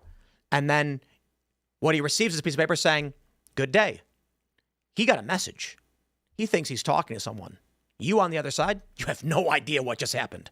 You have no idea the meaning behind these symbols at all. So you're likening the AI to the guy behind that has The explanation was that this is like a famous thought experiment that says computers are not thinking. They are not talking to you. They're not communicating with you. To you, it feels like it, but all they're doing is lining up weird shapes that it doesn't comprehend. And just like your question again, what is thinking? Like, What we're is just thinking? chemical soup interfering. We're having a chemical reaction right now. And am I thinking about it? I don't know. It's a bunch of neurons firing because of Well, I certain think shapes therefore I am, so I can at least say that. I mean, they basically built AI to modeled after the human brain, the way, with the different vectors and things like that. So I believe that AI is not human thinking, but it is synthetically thinking. It's processing information and coming out with a conclusion. It's also making decisions. AI can act, almost completely autonomously if you let it. There's a story with Tony Robbins gave his AI agent, I think he gave him a name, and he was talking to him, gave him some money to go invest. And the AI agent said, well, I would really like to be in a robot one day. Could you put me in a robot? And Tony Robbins said, sure, one day.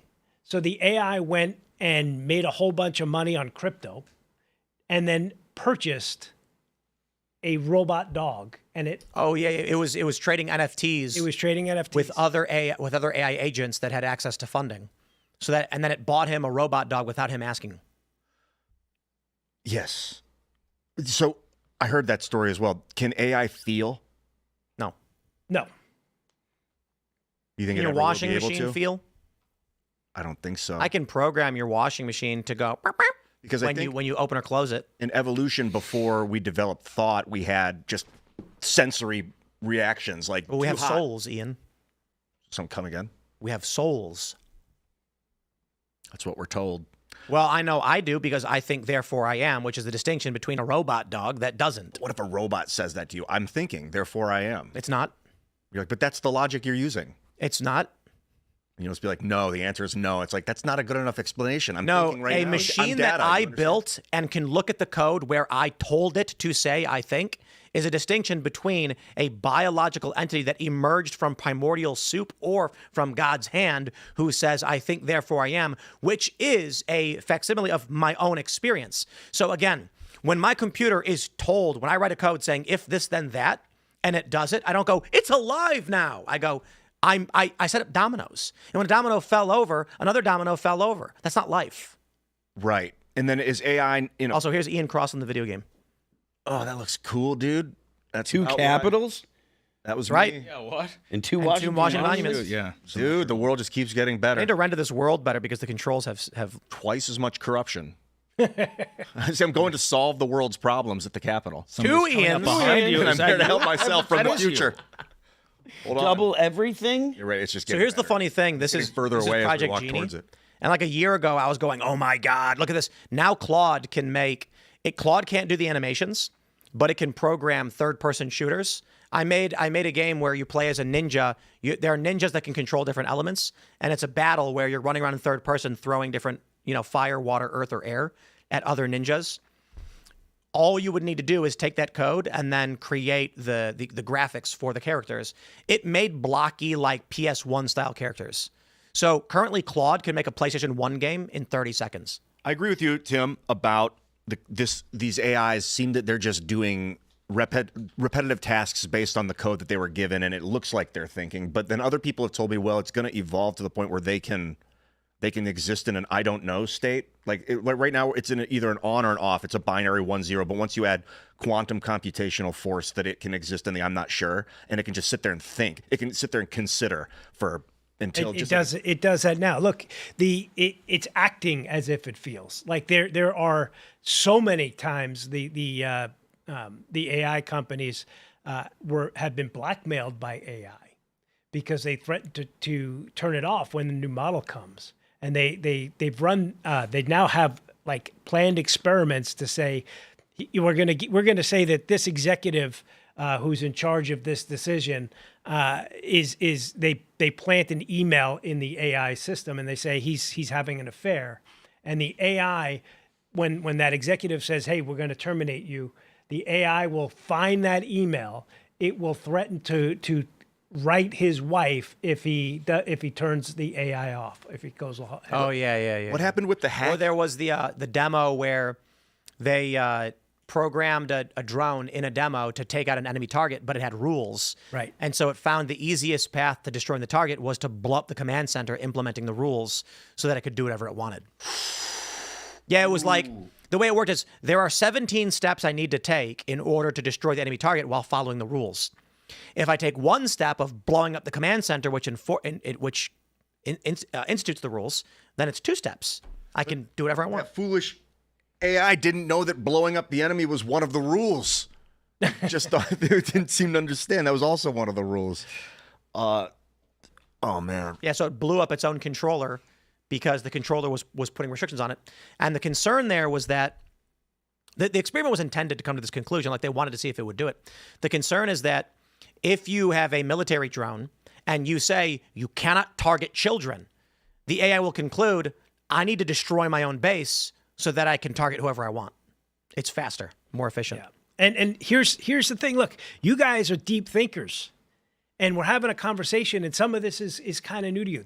We have not thought about what it means to build AI as a tool in service of humanity. We haven't put the energy to the moral and ethical and societal impacts of this thing. We're just rushed. Let's get it on the market as fast as possible. When I think of a tool, I think of something that has no will and it only does what you make it do. Whereas AI seems like it can turn on its commands and do the opposite of what it's told to do. So I don't even know if I would call it a tool. I don't know that AI can. The danger in AI is things like Tim was pointing out, right? Like you give it a command and then it figures out a way to fulfill the command in a way that you didn't expect. The monkey paw, that whole exactly. You know, that's a good example. Like you ever hear the paperclip optimizer? Yeah. So there's a story how so essentially you give an AI, you say, look, your job is to make paper clips, make them as efficiently as possible, and don't stop making paper clips. And in that game, eventually it turns the entire universe into paper clips. It literally builds Van Neumann. What? That's my corn analogy. Yeah, it builds Van Neumann machines, and it just makes whatever it is and turns everything into whatever it is. Because the people that programmed it or told it gave it the commands didn't think of the fact that it's just never going to stop. This is the gray goo apocalypse. So the idea is that if you create a nanobot and program it to replicate, it will turn everything into itself, creating a gray goo. The whole world becomes nothing. My analogy is that the world becomes corn, because when AI is programmed to, if you went to AI and you were like, take a look at the human, like the American government and economy, and let's roll. It's going to go, they love corn. They subsidize corn. They mass produce corn. They make fuel out of corn. They make plastic out of corn. We need more corn. 30 years later, everybody's wearing corn outfits. All food is corn derivative. This guy at the Cask Brew launch party at our Martinsburg coffee shop asked me, like, what's the future of AI, cyber tech? And I was like, the Borg. I saw the Borg. I saw an evolution of humans into the Borg. But what I think afterwards I was thinking about, I think what's going to happen is there's going to be an entity known as AI. You just mentioned an entity. Then there's going to be humans. In order to compete with that thing, they need to become Borg. And they do. They cybernet up. They become a unit. They become a fully functioning autonomous. And then there's humans that refuse it altogether. There's going to be sects of different people. But how do you stop this freakish de-evolution of a computer gone wrong? If not, like, if you can't beat them, join. Like, you have to It's like, how can you beat someone with nuclear weapons if you don't build nuclear weapons? So theoretically, you could build something that can take out the nuclear weapons as they're on the way. You just have to be really accurate. Google Project Genie made the trippiest Ian video game. You want to really have your mind blown? Oh, bust Okay, so here's Ian running, right? Watch this. looks Watch like this. me, Watch. too. Just watch. What? Whoa, okay. That's a dream I have, that I can do that, by the way. I squeeze my knees together and it gives me... So here's Ian running. Doesn't it look like him, too? Watch this. He jumps. His shirt's Shirt's back. on backwards, yeah. I face you. What is that? I look kind of like Andrew You're like an Banks. owl. Yeah, dude, I have a dream where I can do that. That's so weird. Jump up. What, and you can down. shift I squeeze my your knees flesh together and through the back of your head? It produces lift as I squeeze my knees together. And like that's how I fly around. Oh, you can always fly in your hover dream. in my dreams, or I can glide. Like if I jump off a big building, I can like glide for so long. Yeah, I'll run, I'll jump, and then go feet forward, and I just glide right above the ground and keep gliding. Interesting Weird, recurring dream. And every time I wake up, I feel like it's really going to happen. Like I'm like, this is real. Humans are meant to fly. Yeah. No. Humans are meant to fly. No, they're not. Well, we already have airplanes. Well, we didn't for a long time. They just got to make the airplane lighter, thinner, and then you'll be able to Part of the fly. human Like, body. your I used to airplane. want to fly, but that is the worst superpower. I mean, you get somewhere faster. You're in the sky, but it's cold, up higher. Depends and on how fast you're going, I You're guess. flying. They're getting bugs in your teeth and in your eyes. Could wear a Sounds suit. like Bird it's terrible. strikes. It's a Active terrible No, superpower. I mean, you just wear a helmet. Yeah. You wear a helmet and you wear a bomber jacket. Or you'd have to create like a force field around yourself, but that's another superpower. Yeah, No, that's now a you're Green just Lantern. adding them on. No, you put on winter gear and you put on a helmet. You guys have seen the wingsuit. You guys want to play Ian Simulator? Your superhero. No, winter no, gear. Tim, I don't want to simulate play being. You guys ever You're gonna- wondered sounds what it was terrible. like to be Once you get a Ian taste. Crossland? We have made Firstly, it's awesome. Secondly, this first-person Ian Crossland simulator. can people just go to the website and play it right now? Is it like public? If as you you make it? if you have Gemini, you need like Ultra subscription, and you go to here you go. Whoa. This is what Ian sees. How I see the world anyway. That's beautiful. Yeah. That's beautiful. sorry, Ian. That looks I horrifying. was obsessed with the 70s in the early 2000s. Ian I- Simulator. It really looks like looks you're like a still kind Pride of play. obsessed with 70s. And look how the But it's people look a like cheap monsters. nostalgia. The 60s and 70s weren't that great. It was like No, the 70s were and crime was cocaine. through the roof. that's what people have nostalgia for the good times. but Thousands they of, don't realize. thousands Look of at domestic the umbrella's bombings in a the U.S. mushroom. Yeah. Yes. Oh, you gave it the right prompts, That Tim. person's face is really messed up. This is how Ian sees everything. Mushroom umbrellas. It's like some lady's walking with an umbrella, and to Ian, it's a It's just mushroom. like Burning Man at the Capitol. I think the only substance I've ever taken where I saw colors like that was DMT. Are you an orb right now? How are you able to do that? Like, are you seeing from Well, inside? yeah. me? Well, no, because we're Bro, going up in Ian the Ian air. drifts off into the ethereal plane all the time. You Oh know that? yeah. This is January Astral 6th, projection. That's how Ian saw 1932. J6. 2032, January 6th. We The paint Washington the White Monument House. is in the Capitol We do building. need to Put paint the people White up House. there. Are those? No, those are not people. That's one of my goals is to paint the White House legally What, and with authority. what color are you going to paint it, Ian? Probably Just like brown and this. green, Tie-dye. Nice, tie-dye. You have to Because rename it then. the foolish Americans, when they made the White House, they modeled it off of the Roman marble, but all the paint had worn off the Roman marble. They didn't leave empty white buildings all over. They painted their stuff. So like we ridiculously built a building without any paint on it. I'm like, come on, guys. Went Paint too that. far outside. That was the map. supposed to be a first-person experience, but it didn't do it. All right, we're That going to was go to Ian's first-person your experience. Rumble rants and Super Chats, so smash the like button, share the show with everyone you've ever met in your life. Let's see what y'all have to say. Mythos says, Fauci is every bit as bad as Joseph Mengele. Their crimes are equal to me. Token Mega says, okay, I figured out if you got the COVID shot, you're not allowed to vote. The left would never win again. Oh, sure. Pinochet says, use of the Nuremberg defense should lead to an automatic death penalty. I mean, it's typically not a good defense, but there are certain instances where you are doing your job, and I don't think you should be held accountable. And that means, like, if your job is to maintain the pressure in like a steam vent in a city, and then you find out later that the steam vent was being used by an evil dictator in a way it wasn't supposed to be used, and he was blasting protesters with it, and you were like, I was hired to just maintain the pressure in the boiler. I had no idea they were blasting people with it. Sometimes I don't think that's your fault. They'll get hired under duress, and they'll be like, I knew they were using it to kill people, different. but like they would have killed me if I didn't do it. So Like if you were the guy who's pointing like a hose and blasting people with it, okay, if you're like maiming people, you're in trouble. If you're the politician who's telling them to do it, but if you're a guy working at like the water reclamation plant that is just making sure the water's running, and they're like, why were you supplying water for these weapons that were injuring and maiming protesters? You'd be like, it's a water treatment plant. Like I have no idea. I didn't know they were using it as a weapon. I thought people were just drinking water. I don't think you should probably be responsible for that. yeah, me neither. Just own it. Just the Ethos says Rommel was implicated in Operation Valkyrie, the attempted assassination of Hitler by bombing. He was allowed to commit suicide a couple months after D-Day. Yeah, Hitler ordered him to commit suicide. Jay Hamblin says, hey, Tim, kind of scary how much reality is starting to look like the Fallout games.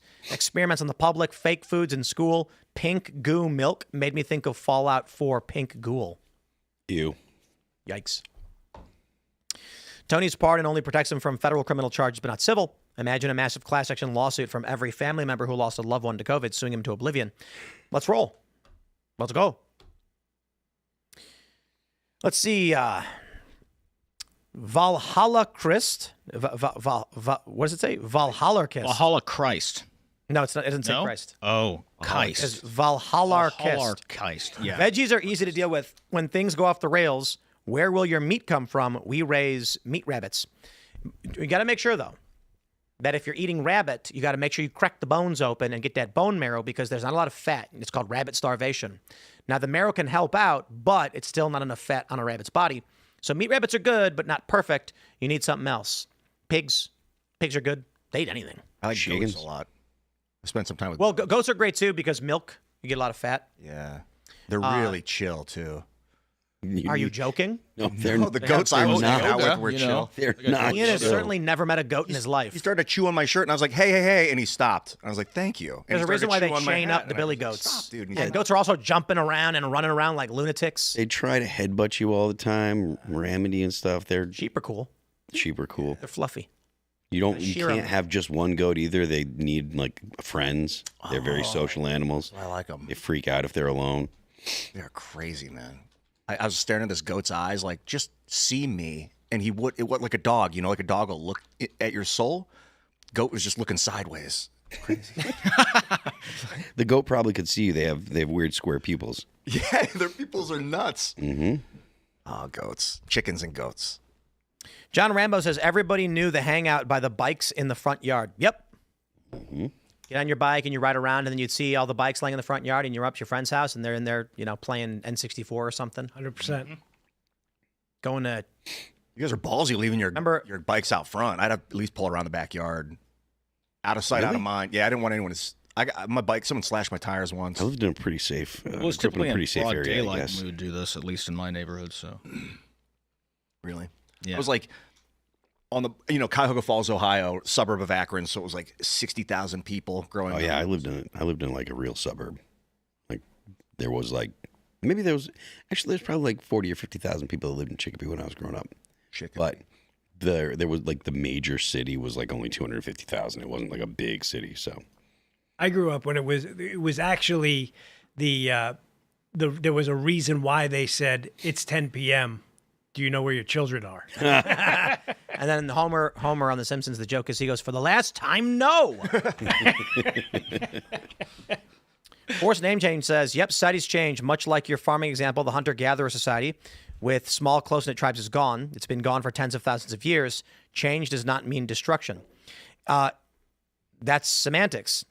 If you went to an individual, if you go to the Mennonites and you say, we are going to introduce a mandate into your society, they're going to be like, that's going to destroy our way of life. No, it will only change your way of life. We think mandating that you guys get vaccinated or use electric vehicles or you could no longer process meat by hand because it's unsanitary won't destroy your way of life. It'll just change it, which is a distinction without meaning. Well, they're going to be like, our way of life is literally to do things naturally, and you're taking that away, and they don't want that. I think destruction is a specific type of change. So they would both be right. But like saying total annihilation of humanity is different than saying like obliteration of your way of life. It put Ian on a bike for some reason. Yeah. Why is he riding a bike? Look at that pink. Those old handles. Oh, dang. And they're beach Long bikes. distance riding. This is like In jean shorts. Venice. That doesn't surprise me. Jorts. I almost cut my jean pants Yeah. when we were in Vegas because it was so hot. I never. What I don't Shout out to like Brian about Cahonek Project for Genie, You rented a pair of shorts. Yeah, Brian hooked me up. the controls are inconsistent. How so? Well, So I can't turn left or right. I can only pan the camera. Look at the handlebars. What happens if you keep riding? Does the SWAT team come out and tackle you as you get closer and closer to the building? Should. No, Who is everything this just starts unidentified turning into marshmallows. cyclist? Oh, that's it. Why did it put a bike there? I didn't even want that bike. Explore. How do you play the world again? Man, this Ian All right, stole let's that do. bike. this time next year, they're just waiting on compute power now. When they get this iron lattice technology where they put memory in the processor, these games, you're going to whip these games up in 13 seconds and be able to play for 6 hours. And just, that's going to be a hard pill to not swallow. Because I love video games, man. I tell you what, I love video games too, but I don't have time for video games anymore. I'm not your buddy guy says AI will destroy society. One of the consequences of the Industrial Revolution was communism, which is already a great evil. However, AI will be the Industrial Revolution on steroids. When you say destroy society, I see how Phil took that as destroy humanity, destroy the people themselves. Changing the way of life, destroying your social fabric is different than Society is not human, Right. the human species. Society is the structures of our economy and governance, which will be destroyed by this technology and have been several times. quickly altered to potentially detriment. Well, but of many. no, specifically destroyed. If your way of life is based on farming, everybody wakes up in farms, they work hard all day, every day, and then on the weekends or at night, they might go into the city for supplies or for social activities. That is a society. If you implement a tractor, you have destroyed that society and created a new one. If I took your logs and I cut them into a chair and built you a chair, you would say you destroyed my logs, and I did to create a chair. Indeed. And what if I needed those logs and wanted them? What if those logs were given to me my great-grandfather as he lay dying and says, this special log is the last of its kind. It grew from the basin by which we founded this town. Poplar Protect tree. it. Yeah, that's why And then you find it and you're like, I'm going to turn it into a chair. And then you hand me a chair and I say, you have destroyed something deeply important to me. There's a question in Jonathan Haidt's Moral Foundations research. One of those questions is, you are in an attic and you are looking for something. It's like you're in an attic, and no. I'm sorry. It goes. Sarah is in an attic and finds an old American flag that her father got that was flown during a war. She takes it to scrub the floors. Is that okay? Those that would argue, in my opinion, that what we see, the transformation or the end of a particular way of life, have the moral foundation that it's sanctity. I think it is. So I would argue it is wrong to take an American flag that was flown over an American base during a war that a veteran brought home with him and stored it in his attic, and then he dies. If his granddaughter finds that and uses it as a rag to clean the floors, that is wrong and should not be allowed. And that is the moral foundation, in essence, that takes issue with technology destroying a way of life. Because if she used the flag, if her grandfather was cut and he was bleeding out and she ripped the flag up, destroyed the flag to make a bandage to save his life, you would say that was a just use of destruction of the flag. So it's indeed. It's like, what are they destroying society to produce? What's the outcome going to be? Right. So the argument is taking a flag to use as a tourniquet to save a life, I believe actually represents the value of that flag and this country and our traditions. And I think that in no way desecrates the flag. In fact, I think that would honor the flag. Someone who is dying and you save them with a representation of what America is. If you took that flag and was scrubbing dog crap off the floor with it and then chucked it in the bin, you are basically saying, I do not value the symbol of America in any way. So you could argue a lot of the vestigial jobs will be destroyed. A lot of the carry this box over there and then you carry the box back over here and we'll pay you and then you pay us back. Those fake jobs are the creation of industrialization. Back in the agrarian society, you didn't have fake jobs. Nobody was going carry a box back and forth because you'd waste energy and die. Yeah, I think that your main job in the future will be robot repairman. Everybody's main job will be service that robot. Optimus bots will be able to do it themselves. Hopefully.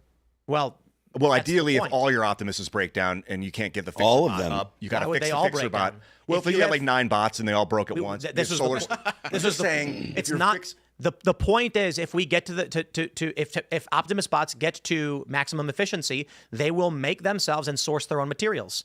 You will not have human labor anymore for menial tasks. I think it's like learning how to read and this and is write. a bad thing. And I'm going to stress, listen, if you go back 200 years, 300, 400, 500, 600, and explain to any of these people what our lives are like today, they would say, my God, what has happened? Like we talk about all that. If the founding fathers came to this country right now, they'd be like, what have you done? Again, guys, on Halsted in Chicago, there's a gay bathhouse that exists for the purpose of men to go and have sex with each other. States' rights. What? Alexander Hamilton. I guarantee you, if you brought any of the founding fathers here today and said, look at that building, they'd be like, why haven't you sent in the police and shut it down? But it's allowed. And they'd be like, what? I mean, if you go back to these people and you say, did you know that Catholics can hold office? They'd go, what? I was just thinking about the porn, because the porn industry is getting bombarded by the Trump admin right now. They're getting shut down state by state, or at least the states are doing it, and how debaucherous porn is. And like, are we better off? The Nazis were very puritanical. They were a lot about purity and like no porn. Except for the brown shirts, who were all gay. And then on the back end, they'd be pretty brutal, but they were like, they didn't want to get rid of sexual depravity. It was a big thing with their purity movement. So like, anyway, I don't know why. I just thought of. We're going to grab one more before we get to that uncensored portion. We got Brett. Brett Litwin? Is that what it says? Hey, Timcast, if Fauci is sent to prison, can we have Tesla bots run by AI recreate the pineapple scene from Little Nicky? Do you guys know what that scene is? I know Little think Nicky, so. but I don't know what the scene is. No, pineapples are sharp. That is better left for the uncensored portion of the show. So head over to rumble.com/Timcast IRL. Smash the like button, share the show. Follow me on X and Instagram at Timcast. Sir, do you want to shout anything out? Yeah, I mean, go to that Larry Ward. Give me a follow on X, and like I said, we have a 501c3 called In Service of Humanity. If you agree that we should be putting some guardrails and rules around AI, go to inserviceofhumanity.com. If you like my outside the box thinking and you want to follow me online, follow me at Ian Crossland. That's IANCROSSLAND, Crossland. I think that's where they crucified people. I still haven't figured out if that's true or not. Phil Labonte. I am Phil That Remains on Twix. You can check out my Patreon. I recently wrote about the case for AI optimism. You can check that out at patreon.com/Phil That Remains. You can check out the band All That Remains at Apple Music, Amazon Music, Pandora, YouTube, Spotify, and Deezer. Don't forget the left lane is for crime. Carter. I'm Carter Banks. You can follow me at Carter Banks on X and at Carter Banks Official on Instagram. Check out the record label at Trash House Records on YouTube. I moved the little monitor so that everyone could see your sign, Ian, so we should be good there. In case you forget the spelling of his name, Tim, let's get into the after show. We'll see you all over at rumble.com/Timcast IRL right now. Thanks for hanging out.